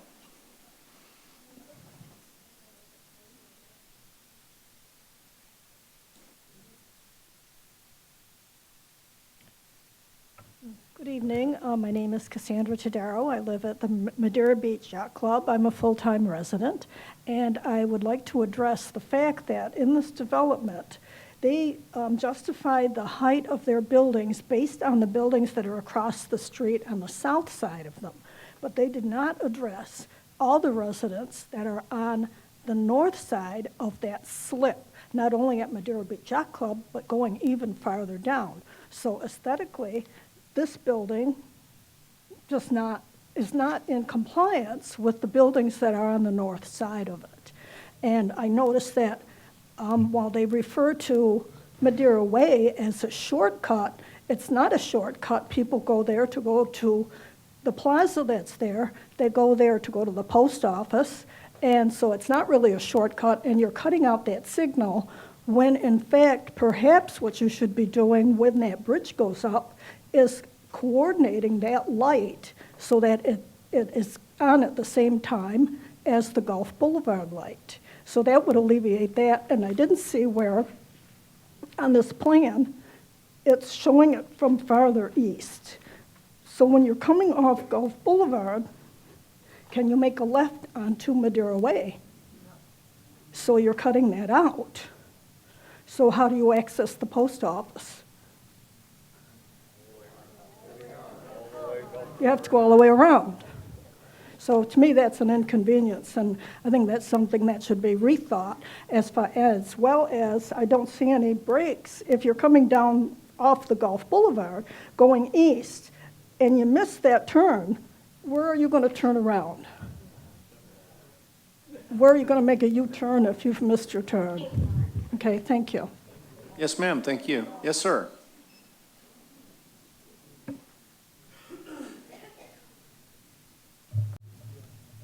My name's Peter Trott. I live at 378 145th, and more than 20 years. I can't believe what's going on here. All this fluff of what it's going to do, but really what this hearing's about is simply rezoning. That's like printing money. It no longer requires that everything be done. Get it rezoned and double your money, sell it again. There's no way you can stop that. Once you let him rezone it, there's no going back. Florida statute says that you could do this. Lack of uncertainty in approval of development can result in a lot of waste. Madeira Beach, 12.1, for the purpose of promoting health. I don't think this promotes any health. Safety, I haven't found the safety. General welfare, not of the people that are here. Maybe general welfare is somebody else from someplace else. The community itself doesn't support handing out the ability to pick and choose and move on. The fluff, really what this is a request to go to a planned development. When you got that, you double the value of the property. So maybe Mr. Trump will come in and buy it. I don't know. But the fluff, what you're looking at here, that's not the proposal. Planned development, rezone, make money, lots of money. And the fact is, I think there's a group of people that will develop, I don't know who's going to be on the commission 10 years from now, 5 years from now, 3 years from now, but I think there's going to be a lot of people that are going to have to recuse the vote because maybe part of their property might belong to it or something else. We're a small community, a couple miles long, a mile wide, and we want to keep the smile. I can see somebody making a lot of money here at my inconvenience. Thank you. Thank you, sir. I appreciate all of your commission people volunteering their time. It's a hard job. It is. Make up your mind. And plan development. Thank you. Yes, sir.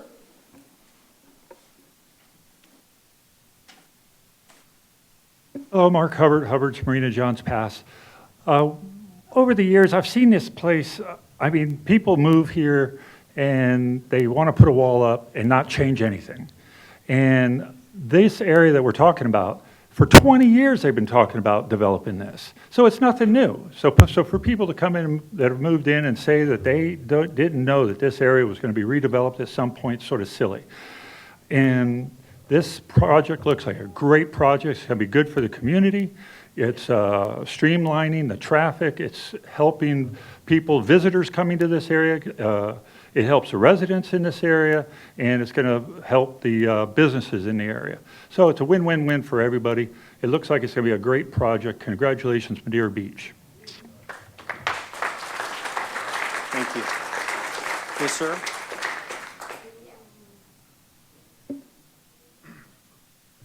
Thank you. My name is Jeff Beggins, and I'm here just two things to say. Number one, I think if you look at what Mr. Carnes did here, I think it's commendable because Planning and Zoning Board, you guys have been doing this in real estate forever. Everyone tries to maximize and cram as much as they can into every project they can to get the money and get out. What Mr. Carnes did is under the limits of what he could do from an FAR standpoint and from a height and from a density perspective, and that's from a perspective of somebody who actually lives here and likes the community. So I think that's commendable right there. Second thing is, this is just about the zoning because all the details that everyone has their opinions about are for a different time, right? That's, if you don't like the colors, you don't like the height, you don't like the shape, that doesn't matter right now. What matters right now is being able to give Mr. Carnes the opportunity to move forward on this project. From a real estate perspective, how many of you guys have been around for the last 10, 20 years, right? How many cycles have you seen? Up and down, right? A lot. We are going into a time where this development will not be economically feasible. And Mr. Carnes is going to sit there and say, I'm not going to take this risk. Let it sit there, okay? And we've seen this cycle after cycle after cycle, and it's a shame. You've got somebody who's willing to spend the time, the money, the energy to make this city beautiful right now, and he's not trying to maximize it to make the most money as he can. I think that from a commission standpoint, really consider not delaying this another month or so. Give the zoning the opportunity to go through. You can work out the details in the development agreement, puts the onus back on Mr. Carnes, but as this goes another month, and another month, and another month, so goes the economy.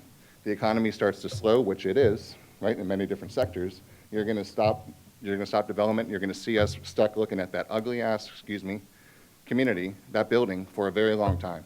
So I urge you, please move quickly to make something happen so we can get a beautiful development in town. So thank you. Thank you. Yes, sir, in the back. I'll get to everybody.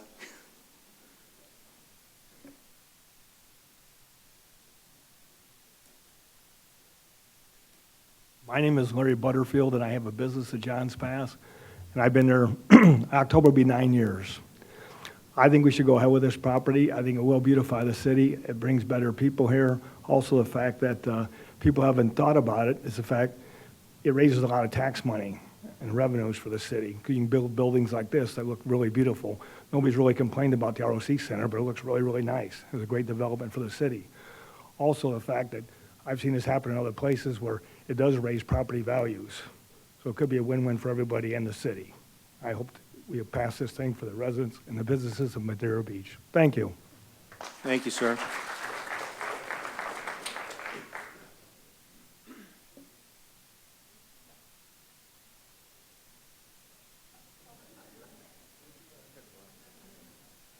Hi, I'm Doug Izzo. I'm the Government Affairs Representative for the Tampa Bay Beaches Chamber of Commerce. And Robin Soley, our President and CEO, apologizes for not being able to make it tonight. But we do want to say that we do support the project as proposed and look forward to beautifying the city. Thank you.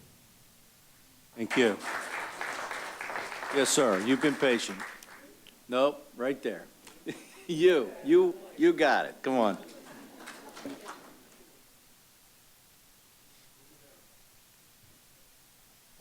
John, here are your glasses.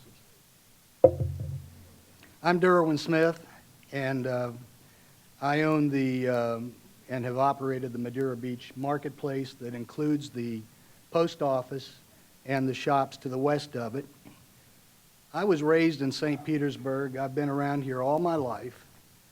And in the 44 years that I've owned this property and operated it, I've seen very little change. I've seen a lot of change as far as people trying to make a living, but it's been very, very difficult. You know, I support this development because we need economic development in this city very badly. And I think this is a beautiful project. It will bring vibrance to Madeira Beach and give everybody a chance to make a decent living who's trying to do this here. Meanwhile, I would like to bring up one point that bothers me. I think it's been resolved partially by Mr. Clemens' comment that that's with regard to parallel parking on Madeira Way. This would be very punitive if we did this. It's not necessary because we have enough room in front of the Madeira Beach shopping area to include 40 feet of right-of-way and angled parking and still include the 20-foot sidewalk that's in this development plan.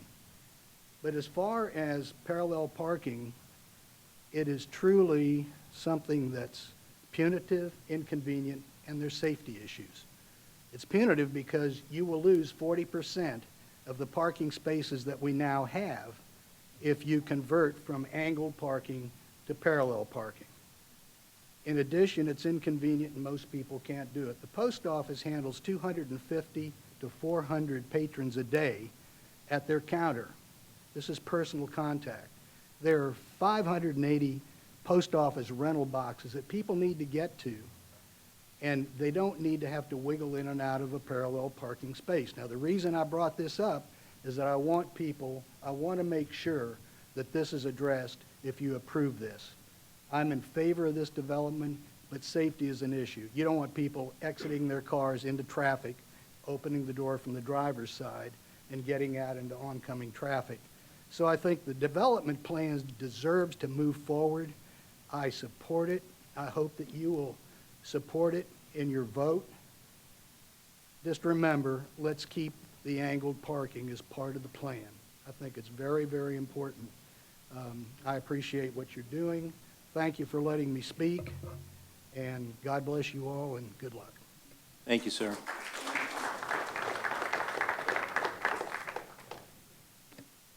Yes, ma'am, right here in front.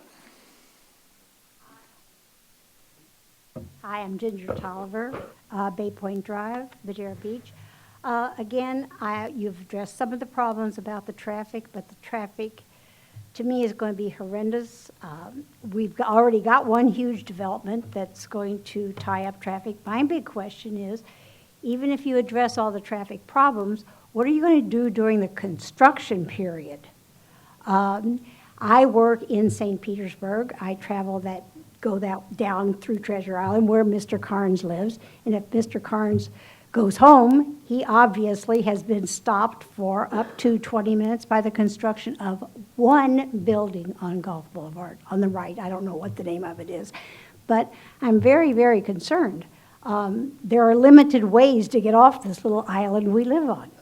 And I think we're going to double the traffic that we're already going to have because of the one project that's been approved.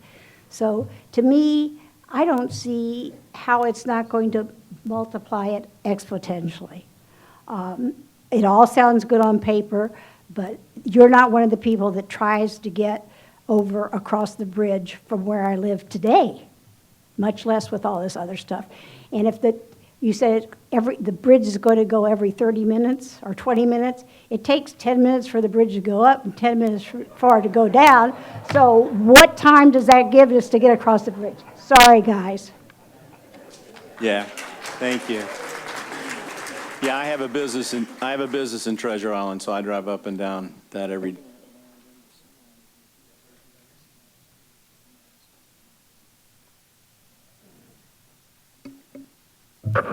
My name is Harry Bernecki. I live at 399 150th at Madeira Cove.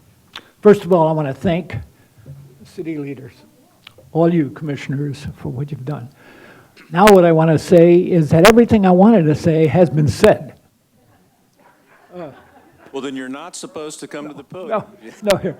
I just want to emphasize this way. I think whatever Mr. Trask has presented, whatever everybody here has presented, has been purposeful and correct, both sides.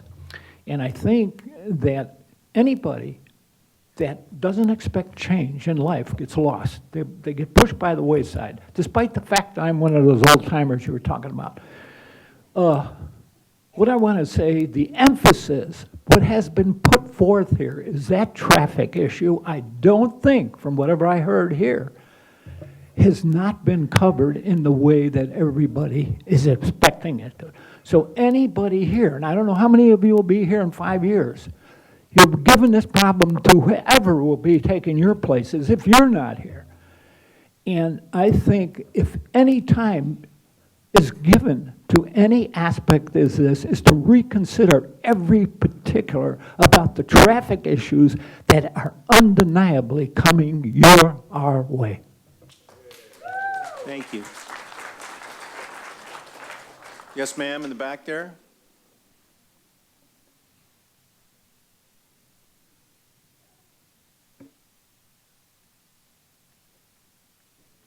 Hi, my name's Lori George. Charlie Wilkinson and I own a business on 150th. It's a small upholstery shop at Seascape Enterprises, and it's a mom and pop. And the reason we moved our business here is because Madeira Beach has all mom and pops. We don't have a Carrabba's. We don't have an Outback. We have small restaurants, small businesses. And when you take this away and you open up a retail in a huge complex, none of these mom and pops are going to be able to afford to go in there. Even the restaurants, it's going to be a high-end restaurant, something that can afford the parking and things like that. So I'm just saying that try not to get rid of all the mom and pops. Give us a space to do things too, because we can't go to St. Pete. We can't go to Clearwater. They've already ousted all the mom and pops, and that's the reason we like it here. Thank you. Yes, ma'am, thank you. Yes, sir? Yes, sir.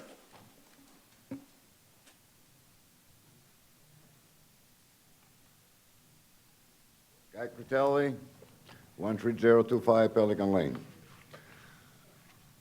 Commissioner, you got sworn in when you take the oath to be a commissioner.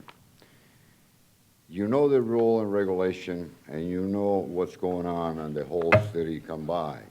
You live on Madeira Beach. Make the right decision of what you do for God we trust. You remember that, right? In God we trust. So make the right decision, because you make the decision not just for these people in favor, but only for the decision of the people not in favor of this project. The project is beautiful, and neither face left. But we take away the post office. Where are they going to go, the people for the post office? On Doomy Road? The post office is not going to move. The post office don't move? Well, I didn't know that. No. There was not a, we didn't see that on the project. It's not included in Showing? the it's not included in the project. That's What? why it wasn't shown. Excuse me. But anybody been here on Madeira Beach when we didn't have no water on Madeira Beach, or the whole county, the whole state of Florida, someplace that we could even take a shower once a day? How many people they know about that? Not that many people even when we don't have no water on Madeira Beach, hardly. And the sewer system. We can wash cars on Madeira Beach. Think about it. We bring in so many people in, it's fine. But these people, they sure think about it, bring an extra 40-inch or 20-inch pipeline for somewhere for water for all this new building that gets built. And the sewer system. All the lift. They're going to haul the lift that we have? No. We needed them to build this lift, the extra lift to lift it, because otherwise the fume, we're going to be all over your shop. You smell it once in a while, the sewer system over here on 158. We need another sewer system. We need another pump, a big one, not just what we have right now. See, that's the thing we need. You know, people say, oh, yeah, it's beautiful. They're all making money.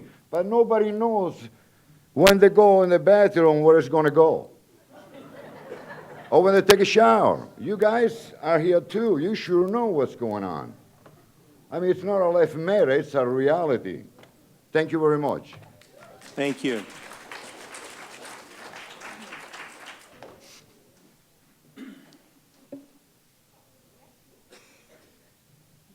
Hello, everyone. First of all, I just want to say I don't envy any of you, and I appreciate what you're doing tonight. My name's Corey Hubbard. I spent the first 18 years of my life in a sleepy beach town on the Gulf beaches, and moved away, traveled the world, and everyone I spoke to describing my hometown as, just as I said, as sleepy and quaint. And I've been called back because my father's business is expanding, and I think that's because of the continued growth of the Gulf beaches, and I'm thrilled about this project. I unfortunately spent 4 years of my career building in Washington, D.C., and I saw plenty of these fights unfold. And again, just want to thank you for your time. And I'm excited about the growth of the community. And I just would like to encourage everyone here that we shouldn't focus on sort of petty problems and focus on kind of the negative things that would emerge from a big economic boon and the tax revenue to come out of a project like this. But we should really consider that something this large for the Gulf beaches is something that would rise. It's raising, all the tides will rise all the boats, so it's going to benefit everyone in the community, and I just can't say how excited I am about it, so thank you for your time. Thank you. Yes, ma'am, right here.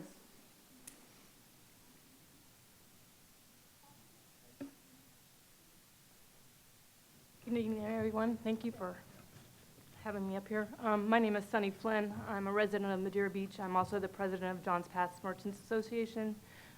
We highly support this project as it will bring in tourists, and we spend a lot of money marketing our small businesses of 100, and the tourist is who we're focusing on, and we think that it will bring those kind of tourists, and we're really proud to see the development of Madeira Beach. Thank you. Thank you. Yes, sir.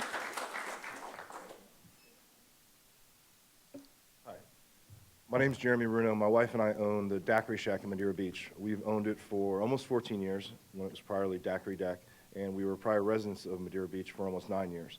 So we've lived the traffic, we've lived all the issues that are on the table, and we definitely recognize them. But as a business owner in Madeira Beach, one of the upside when we purchased the business 14 years ago was the growth and the future of Madeira Beach.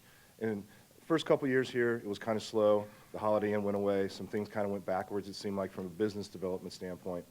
But over the past 4 or 5 years, it seems like things are really starting to ramp up, and the city's growing. And we support this really based on the last 3, 4, 5 years track record of the responsible growth and the responsible thinking through the process, and not just jumping to do something quickly to get Madeira Beach's name on the board. So we definitely support it and hope that everyone can come together on this and get this thing done one way or another. Thanks. Thank you. Back here, yes, sir.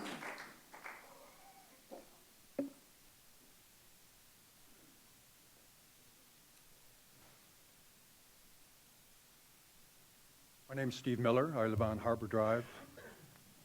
I've been living there for 30 years. It's been a very nice, peaceful, comfortable existence for those 30 years. It's changing, all right? It's no longer a comfortable, peaceful place, all right?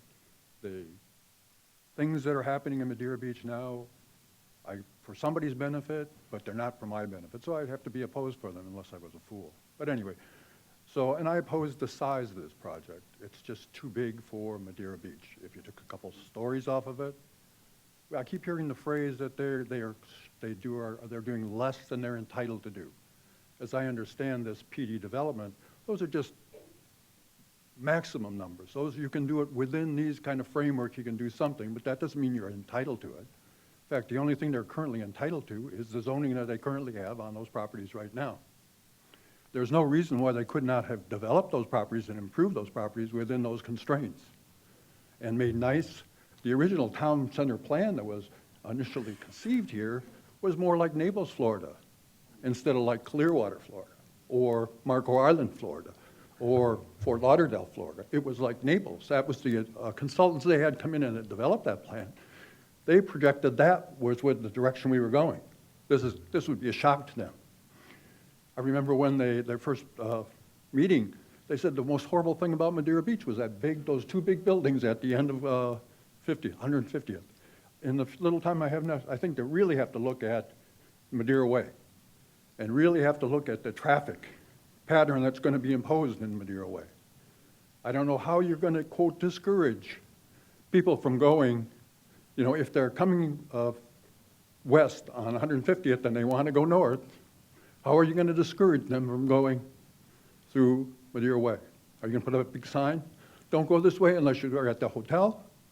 People are coming south on Gulf Boulevard. The light's going to be there, right? What's to prevent them from trying to take a left, especially if they don't have local knowledge that they're not going to get anywhere? Are you going to put a sign in there? Don't turn here unless you're going to the hotel or the post office or something. I'm nervous. But I think that really was not addressed in the traffic study. A detailed analysis of the different traffic patterns that people take that we're going to be forced to use it. I'm going to be forced to use it if I want to go south or east. I'm going to have to go through there. I don't see how you're going to discourage the traffic from going there. They want to get to Archibald Park, they want to go north, they're going to use it. They want to go, and I'm glad to see you got rid of the parallel parking. That would have been a disaster. People don't know how to parallel park.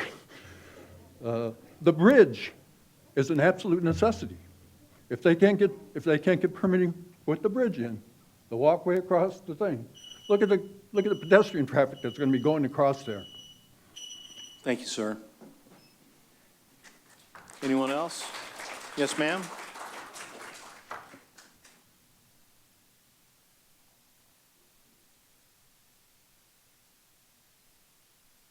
That gentleman, my name's Mary Neff. Mary Neff, I live at 317 Rex Place, right across from the pirate ship.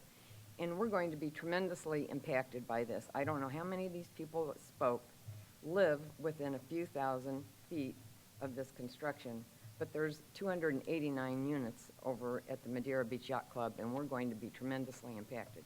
I'm in favor of this development, but like the last gentleman, I'm hoping you can scale it down just a little bit so that it meets the current requirements of the zoning laws. Thank you. Thank you, ma'am. I'd just like to mention one more thing. I wish when you first talked about the Level Rocks construction that you would have mentioned that this was going to follow right on the heels, because these two projects together, I can't imagine that other project would have gone through so smoothly knowing this was coming right behind it. Thank you.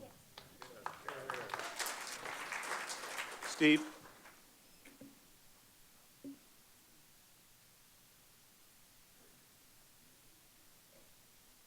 Kochek, 15301 Second Street East, Madeira Beach. Lot has come since 2000. When the initial plans, we started with the master plan. And maybe to a better understanding of what's really going on with all the development and everything, why this was put in place. Why did we do this type of planning, rather than just change the land development regulations and let them build whatever, would be allowed by the city. The reason for this is so that we, the people, have input into everything that's here. Every square inch of these projects has the ability to have our input. Do we want a building that we can be proud of, that is architecturally something that the whole world will look at and say, look at that, that is amazing? Every square inch we have input. That's what the process is. And it starts with you. It starts with you giving recommendations of what you feel should be done with it and moving the project along. It's going to come down to we, the people, getting that board of commissioners under our thumb.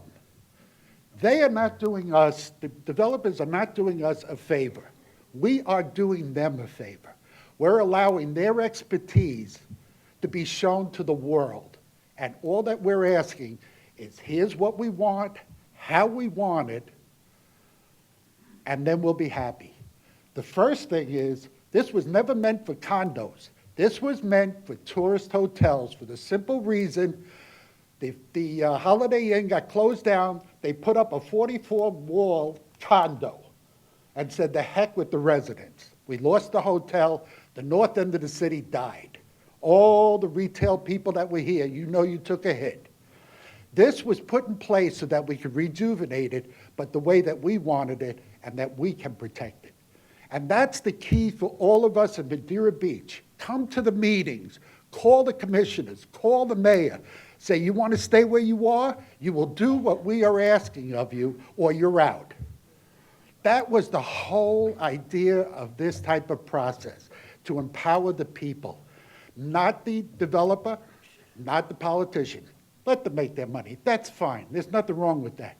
But when we come down 150th, we want to be proud of what we see. We want to be able to bring people here and say, come to Madeira Beach. It's a jewel. You are going to love it. You're going to have a great time. And you're going to walk away and say, oh, my God, that place was spectacular. That's the key to the planned development projects, the input of we, the people.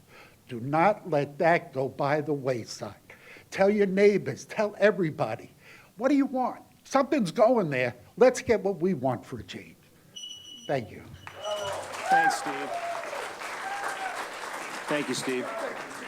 I'm sorry, I don't. You know the rules, Steve. This is the Madeira Beach area plan that's been talked about tonight. It's right here. We have it. It's been updated, but basically what's been said tonight is truthful as far as what the concepts were. Right. Thank you, Steve. I appreciate it. That's okay. Yes, sir.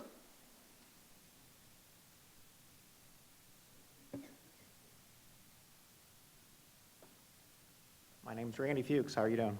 I'm originally from Illinois. Been coming down here since the 1960s, so there's been a lot of change. I'm glad our forefathers promoted growth, or none of us would have had a place to live. So, but been here a long time. Got a little motel down on the beach. I encourage the project. I've also have 15 years in with Illinois Department of Transportation. I think they've done a nice job of the planning and limiting the access on the on the 150th Street there. Will keep the traffic flow going. I think they've done a good job. I encourage it. Only got 10 rooms. Won't be much competition, all right? Thank you. Yes, sir.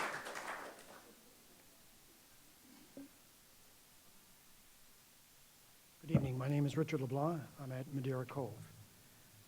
First of all, I just want to say that I'm not lucky enough to live in Madeira Beach full-time.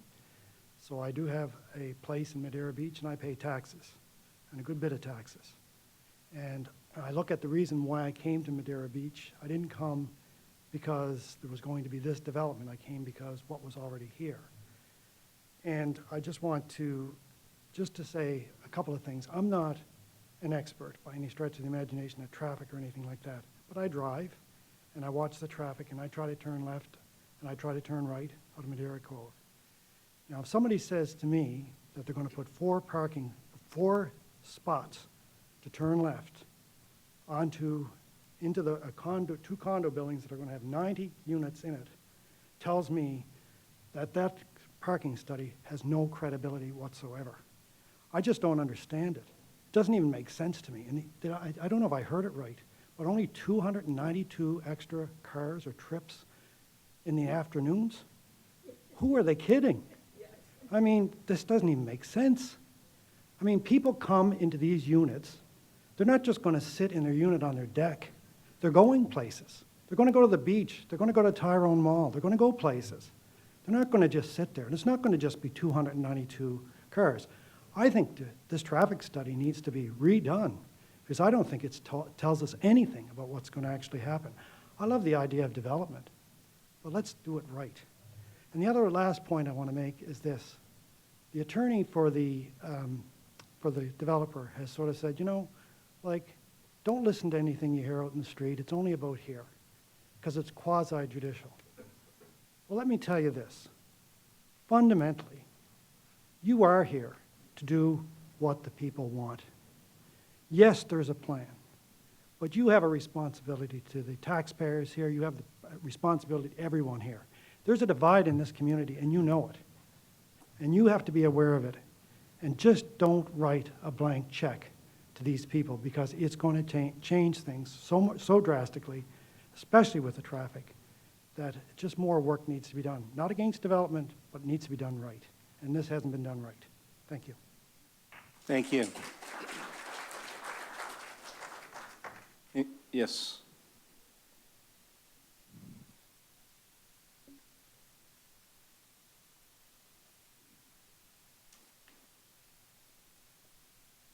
Hello, I'm Gay Prince. I live on Marguerite Drive.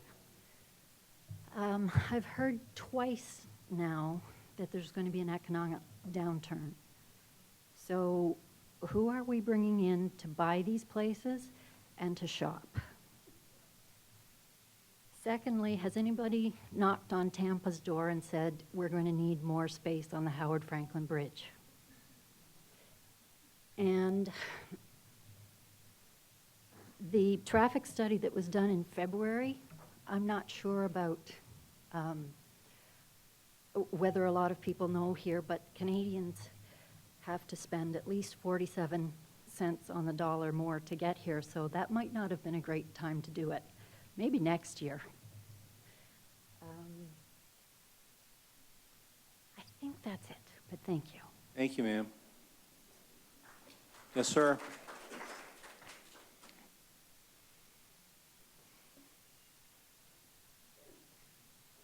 Good evening. My name is Ronald Rons. I want to thank you all for taking time to listen to us. I'm a resident of Seminole, just across the water, probably a mile, just as the crow flies. And if this condo is built, I wish to be a resident of Madeira Beach. I will buy one, and I will live here, and I will love it. Thank you. Thank you. Yes, sir.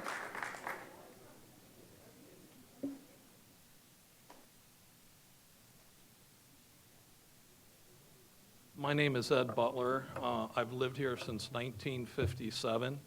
I've played in the waters out here. I went to Madeira Beach Elementary.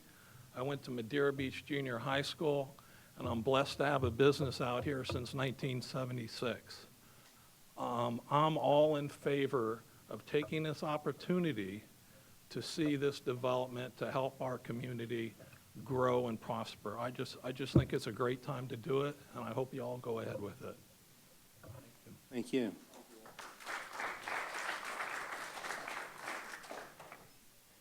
Yes. Don't be timid. I'll close Pope. How are you? I'm Randy Gunning, and I've been a property owner and business owner in Madeira Beach since 1995.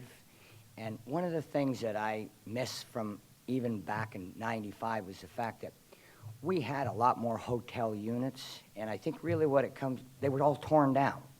And the people that, you know, that are living in the condos now are the ones that don't want us to have those back.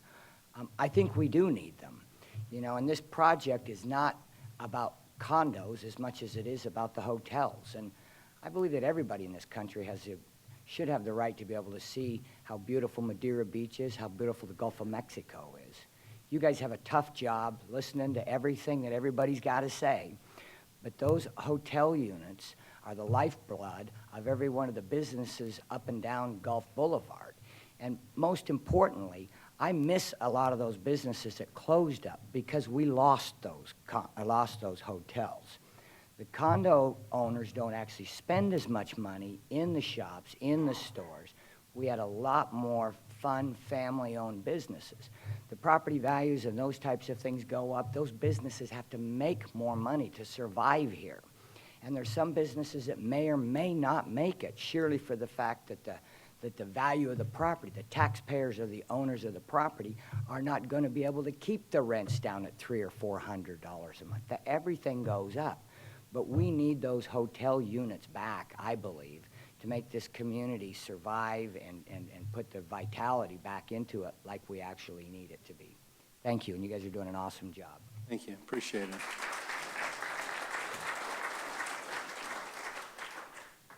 I'm scanning the crowd. Oh, sorry, didn't see you. Yes, ma'am.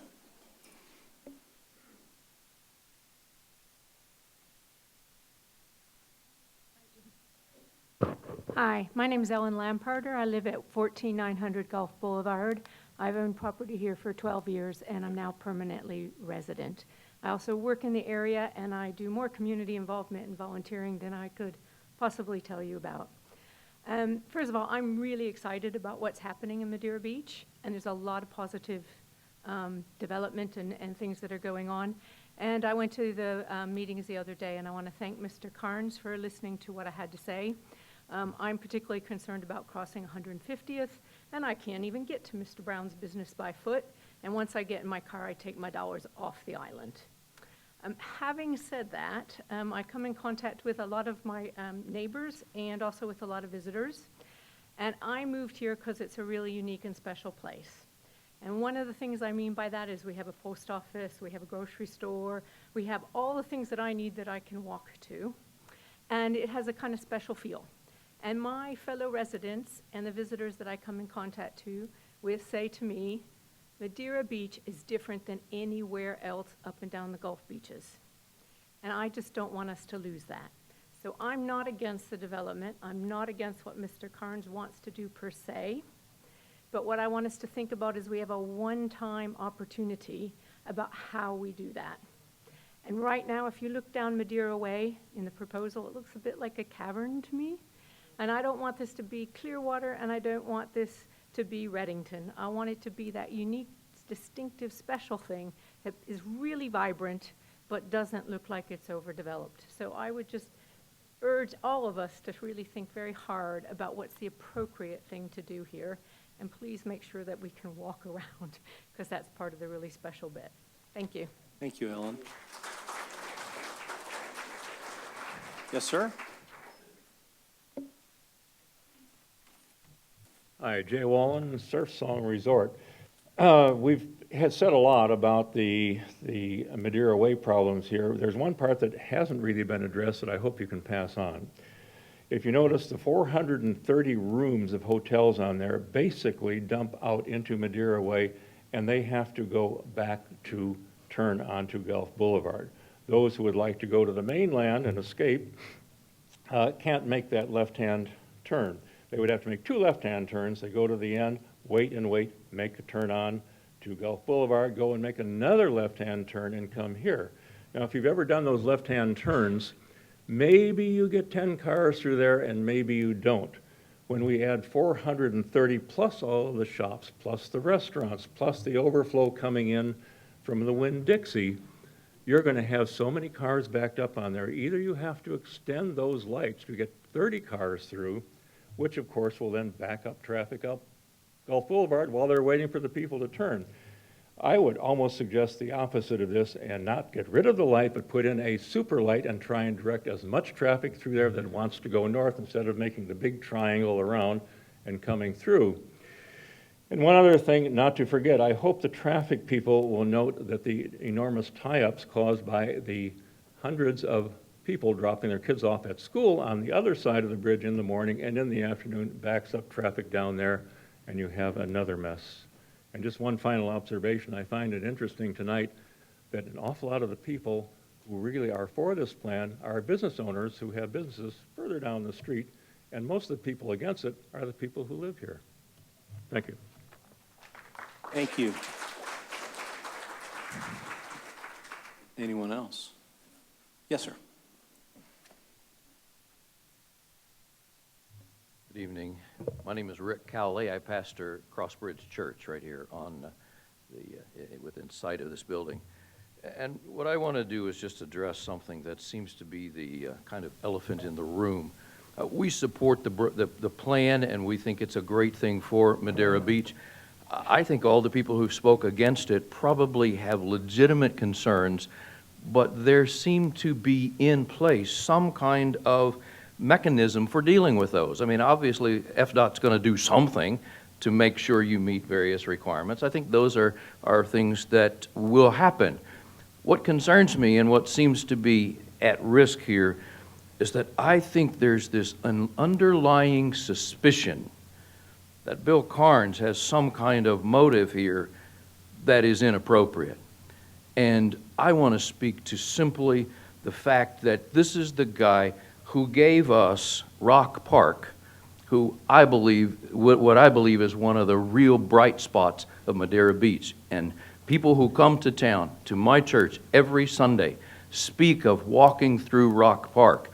And I'm telling you, it came from the heart of somebody who has Madera Beach at heart. Secondly, I believe it's implied that somehow our city manager has somehow tried to put something over on us. We hired this man and brought him to town so that he would expand. And I believe that their hearts are right. Do we need to make some tweaks? Absolutely. But tweaks are not killing the plan.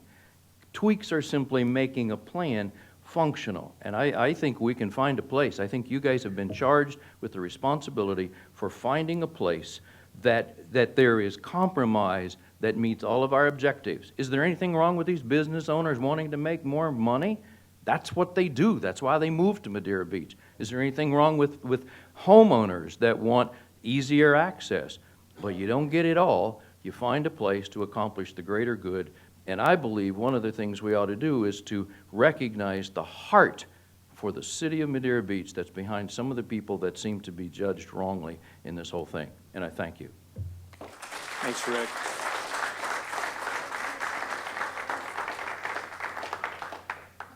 Anything else? Anyone? Yes, sir. Tom?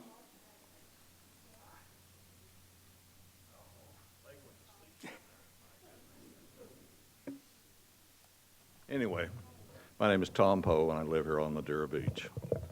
I've been sitting around listening to a lot of good comments out here. It's amazing. Every side has good questions, and some of them need some answers.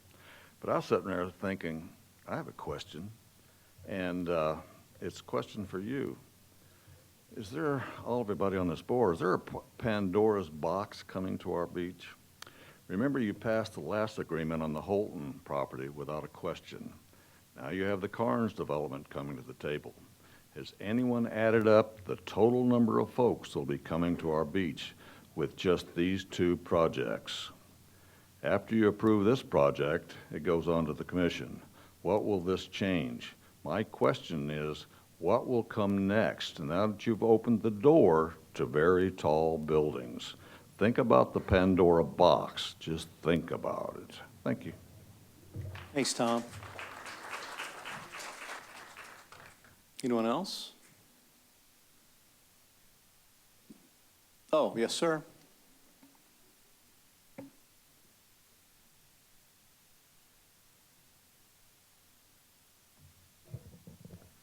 Good evening, ladies and gentlemen.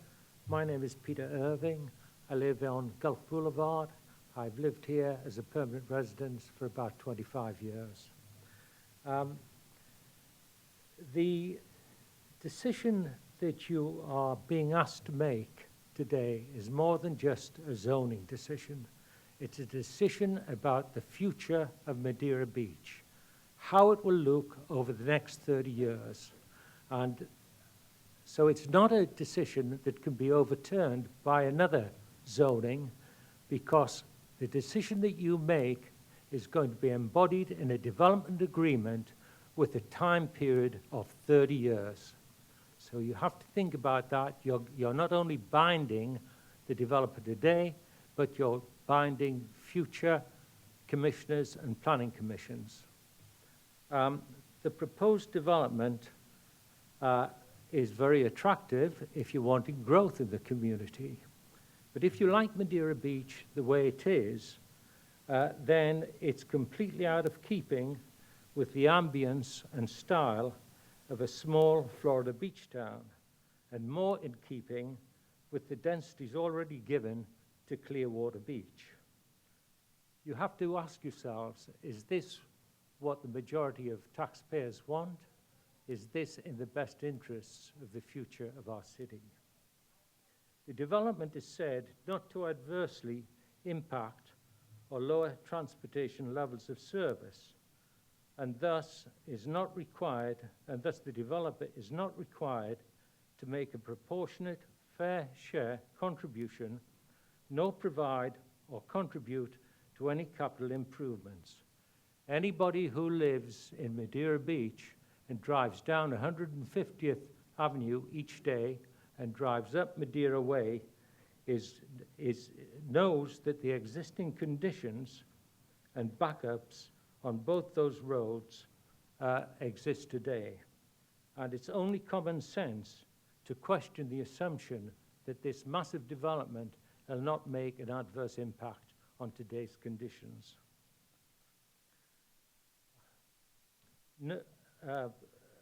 Another thing that is implied in this development, there are no off-site road improvements to be completed by the developer prior to the first phase of development.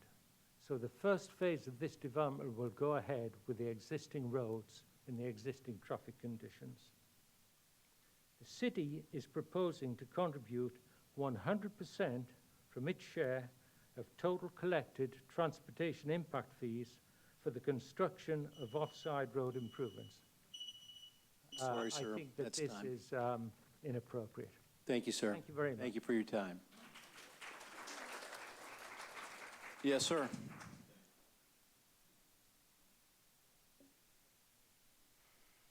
My name is Tony Amico. I lived on Treasure Island for a while. Dealt with the commission there for 15 years. They were against growth, against height, against density. Right now, their city's in the hole $10 million that they have in loans that they're going to have a hard time paying back because they can't raise enough money in taxes to keep their city floating. I hope that Madeira Beach doesn't make the same mistake. You need revenue to keep a city running. Revenue comes from construction, new houses, new taxes. Whether the project goes as it's planned, or you put an extra traffic light in, or you put a new crosswalk in, those are significant things that mean something to people. You need the growth, you need the height, you need the development. The city needs it to survive. Things don't stay the same, and everything costs more every year. That's all I have to say. Thank you. Thank you, Tony. Any further commentary? With that, I'll close public commentary. Thank you, everybody, for your input. Mr. Chairman, Tom? now would be the opportunity for the applicant to provide any rebuttal witnesses in direct response to what they've heard from the public. Ms. Wells? Thank you. Before I sum up my rebuttal, I'd like Mr. Pergolesi to address some of the comments that were made with regard to the transportation study and the traffic concerns, and then I'll touch on the other issues. Thank you. Yes, ma'am. Hello again, Robert Pergolesi with Gulf Coast Consulting for the record. First, I'd like to address some specific questions that were raised regarding transportation, traffic. First, regarding Madeira Cove and turning a three-way intersection into a four-way intersection is somehow dangerous. Four-way intersections are normal. They're all over Pinellas County. They're all over the United States. What we will be doing in that location is lengthening the left turn lane for the people in Madeira Cove, because right now it is substandard. So we are recommending in our report to lengthen it to bring it up to standards. In addition, the volume that we counted coming out of Madeira Cove is not very high. It's only a few vehicles per hour. The volume that would be coming in the opposite direction from the 90 condos, because the driveway that we're proposing to align with Madeira Cove only serves those 90 condos. That's not a high volume of traffic either. We will be designing that intersection to FDOT standards, may include a little bit of widening. The same question was brought up at the neighborhood meeting last Wednesday, and I addressed it then, that we would be, as part of our FDOT permit, bringing everything in that area up to FDOT standards, which right now they are not. So the problems that they're having right now, and I can sympathize with that, we're going to be on the hook to fix them. Second, regarding the levels of traffic that we predicted for this project, they're based on standard trip generation rates from the Institute of Transportation Engineers, ITE, trip generation manual. We use those in all our reports in this county, all over the state. I know that there were questions and concerns about 292 trips. That's 292 trips during the peak hour. That's 1 hour, not the whole day. The whole day was almost 3,900. And define the peak hour for everybody? The highest hour between 4 o'clock and 6 o'clock. 6, right. Okay. I know there was a lady here mentioned, how do we get to the post office? Okay. Right now, you can get to the post office by making a left turn from 150th Avenue to Madeira Way. That left turn lane is substandard, doesn't meet FDOT standards. In addition to removing the traffic signal at that location, that left turn lane would come out. Actually, we're going to be lengthening the turn lane in the other direction, and that would require taking that left turn lane out. To get to the post office, you would, if you're coming from the south, you would simply go north on Gulf Boulevard. You would make a right-hand turn at the traffic light where Madeira Way intersects Gulf Boulevard. Come down Madeira Way to the post office. Turn into your angled parking space that in front of the post office. And then to get back home again, you pull out of your angled parking space down Madeira Way, make a simple right-hand turn, and then you get into one of the 2 left turn lanes at the traffic signal at Gulf Boulevard to continue back south to home. It is a logical traffic pattern. I also thought I heard somebody say that you wouldn't be able to go north on Gulf Boulevard from 150th Avenue. The traffic pattern we're planning here is for those right turns to continue. If you came over the causeway and past all the condos, you'd make a right turn at Madeira Way, where right now there's a light, but then there wouldn't be, and you would continue up Madeira Way, past the angled parking spaces on the other side, and then make a right turn up Gulf Boulevard like you do now. It's coming in the opposite direction at those turn movements. You would not be able to make a left turn from Madeira Way onto 150th Avenue. Those left turns, in our traffic analysis, we have assigned those to go straight down Gulf Boulevard and make the left-hand turn in the dual left turn lanes that exist at Gulf Boulevard and 150th Avenue. And as far as familiarizing people with it, you put signage on Gulf Boulevard that says, Tom Stewart Causeway, second traffic light. It's simple. Those are the solutions to that. And I do believe that someone mentioned that traffic was going to double. We've got traffic counts on Gulf Boulevard and 150th Way right now. With both Mr. Holton's project and Mr. Karn's project, there would be a 20% increase in traffic. We're not denying that. That 20% increase in traffic continues to maintain acceptable levels of service. Doesn't mean everybody's going to be able to fly through there at 40 miles per hour, but it meets the comprehensive plan levels of service standards. And now, if you want to summarize. Thank you, sir. Ms. Wells?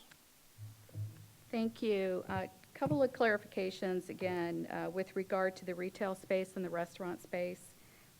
We are requesting 35,000 square feet of retail space and 15,000 square feet of restaurant space. That the mixture of uses, the total square footage, the number of condominium units, the number of hotel units will be included with the development agreement that comes before you at your next meeting. and that complete breakout with a parking count will be an exhibit to the development agreement. But I did want to clarify for tonight what that square footage is with respect to both the retail and the restaurant. This evening, I heard a lot of speculation about money to be made by my client, about where some of the commissioners might be in 10 years, and that you might have to recuse yourself if you're on the city commission. There was speculation about the types of restaurants and the type of businesses that will be in this development. There was also discussion that the post office was going to be relocated or removed. As you noted, Mr. Chairman, the post office is not included in this plan. But I would ask the commission, I think the commission knows this, let's not speculate about what might occur in the future or speculate about my client's potential for profit. Speculation has no place today. This is a quasi-judicial hearing. There are criteria to be applied. There's evidence to be considered. The special area plan was created to reinforce the Madeira Beach Town Center as a vibrant place, and I'm taking this directly out of the plan, as a vibrant place to visit and live, and to connect this area by design initiatives that create a sense of place. The special area plan recognized that one of the challenges in achieving this goal was the existing ownership pattern. I believe Mr. Healy alluded to this in his presentation. With multiple individual owners and leaseholders of land and buildings, it would be difficult to come before you with a plan like this that truly meets the intent of the special area plan and deals with a comprehensive overview. We have a very unique opportunity with this application to do just that. My client's application includes 21 different parcels and proposes a plan of development that is consistent with your special area plan. It speaks to every goal and objective within that plan, and it's going to create that sense of place that the plan intended. With regard to comments about, I don't want Madeira Beach to look like Clearwater or Treasure Island or Fort Lauderdale, the ability to provide this level of density and intensity is extremely limited within the city, and it's controlled by your special area plan, and it's allowed only within the 2 districts encompassed by my client's property. It's the commercial core and the Causeway districts. It's limited. So the ability to create this overall mixed-use project, and Mr. Clemens confirmed, my client is not seeking to maximize the development that would otherwise be contemplated under the special area plan. My client very intentionally and thoughtfully thought about a project that's appropriate in this location, reduced the FAR by 25% from 4 to 3. We're not asking for the maximum number of condominium units. We're not asking for the maximum number of hotel units. We intentionally come before you with a thoughtful approach that is compliant with your special area plan. We didn't want to play the game of, let's ask for everything we can get under the plan, and then between the first hearing and the second hearing, we'll reduce it. We came in here at the very beginning with a reduced plan of development, and we asked for your approval, recommendation for approval to the Board of Commissioners at your next meeting. Thank you very much. Thank you, Ms. Wells. Okay, Mr. Mr. Chairman. City Attorney, yes, sir. Now that Ms. Wells has had the opportunity to summarize, Mr. Healy may have some additional comments or to summarize. If he doesn't, then obviously it's back to the board. Thank you. Mr. Healy? Very quickly, there were 3 things I wanted to touch on. 2 of them have been covered. Mr. Trask made the point about needing the record of the neighborhood meetings before this comes back to the commission. And the attorney has clarified their request with respect to retail and restaurant space, which will be enumerated in the application and the development agreement. There was only one comment I thought that perhaps had misconstrued the information that had been presented. I believe it was Mr. Irving who referenced or misquoted a development agreement, which A, is not in front of the commission at this point, and B, implied that the applicant was not responsible for those off-site improvements, which it is our position they are. And want to be very clear that those off-site improvements that are to be enumerated specifically in the development agreement are the responsibility of the applicant and not of the city. With that, Mr. Chairman, I'd be glad to answer any questions you have of me. Thank you, Mr. Healy. Any questions for city staff? Jeff? So early on, it seemed to me that all improvements to Madeira Way would be made during or before the first phase of construction. Is that correct? Let me try and clarify it. I believe the specifics that we've talked about are all of the improvements on Madeira Way, on 150th, from Madeira Way to the east end of the project would be made at the time of the first application for the first condo building. And that all of the improvements, including 150th and Madeira Way, would be made if the first phase of the project included either of the hotels. Okay. Did you want to clarify, Ms. Wells? I agree with that comment, and that clarification will be in the development agreement. We'll have a whole phasing project. The idea is the roadway improvements will be completed. When you look at the area that will be developed, that will benefit by those roadway improvements. So not knowing which parcel within the development may be built first, we'll be creating that phasing schedule, and we'll be able to provide that to you next month. Okay, it's part of the development agreement then. Thank you. Thank you. Mhm. Well, if that concludes, I'll move to board discussion. And typically, just for audience clarification, when we consider a PD, typically a PD and a development agreement go hand in hand. So the board in the past has not approved a PD request without a development agreement. That would certainly be my position as chairman, that we would not move forward with the PD at this time because we haven't seen the development agreement yet. So we don't like to operate in the dark. So, but I certainly will entertain any discussion from board members about the testimony that you've heard today, or if there's any additional questions from the board for any either city staff or from the applicant.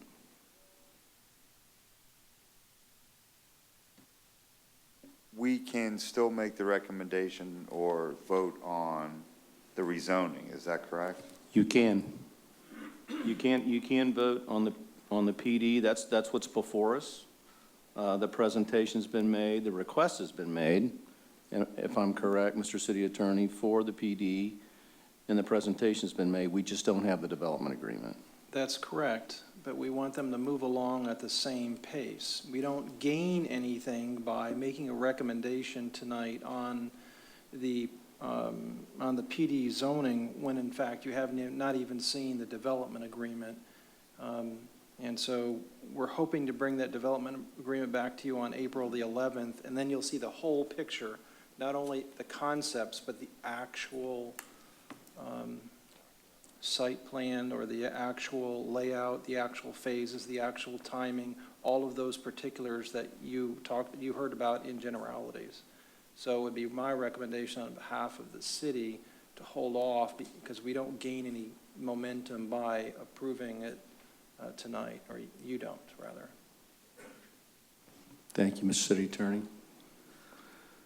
Before the April 11th meeting, will we be privy to the agreement so that we can peruse that and not be looking at it cold at this meeting? The answer is yes. You'll have it way in advance of the April 11th meeting. We met a week or so ago and talked about the necessities, the changes that are necessitated by our review. And I know that the developer's attorney is working on that, and we're hoping in the next week or so we'll have a draft available that we can review, further tweak, but get back to you in an approvable form so that you're not looking at a draft that may be revised after you see it. Right. So we'll see it in final form well ahead of the April meeting. That's what we're shooting for, absolutely. Okay. Thank you, Tom. Well, with that, I mean, I would probably request a motion to defer action on the PD at this point until our next meeting in April. I'll make that call. Do I have a second for the motion? I'll second that motion. Could you call the roll, please, Ms. Clerk? Chairperson Everett, Yes. Commissioner Brown, Yes. Commissioner Carr, Yes. Commissioner Noble, Yes. Commissioner Rasmussen, Yes. Commissioner Lawrence. Yes. Thank you. Thank you. Motion carries. Old business, I don't see any on the agenda. Is there any additional planning Commissioner discussion on the board? Everybody okay? We'll pass that. Mr. City Attorney, anything to add? I appreciate your indulgence tonight. You know, with the possibility of attack, a possibility of lawsuits, we wanted to make sure that it was technically correct at every little portion of the code, and so that's why it was so directed tonight, and we'll be doing that obviously from now on when there's any type of opposition to any project. There is a provision in the code that allows you a more relaxed a review of it, of projects like this, if there is not any objection. That's the way you've seen them in the past. You were allowed to do that, but I want to protect you, I want to protect the city, and I want to protect the residents on this process, and so that's why it was so technically directed tonight, and I appreciate your indulgence. No, thank you, Mr. City Attorney, I appreciate that. Anything from the city further? Mr. Healy? No, sir. City Manager Crawford?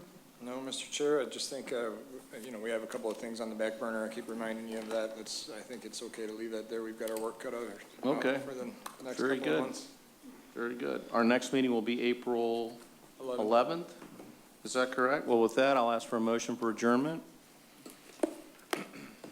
I'll make a motion for adjournment. Thank you. Do we have a second? I'll second. Thank you. We'll just do an aye vote. All those in favor, aye? Aye. Opposed? Aye. Thank you, everybody.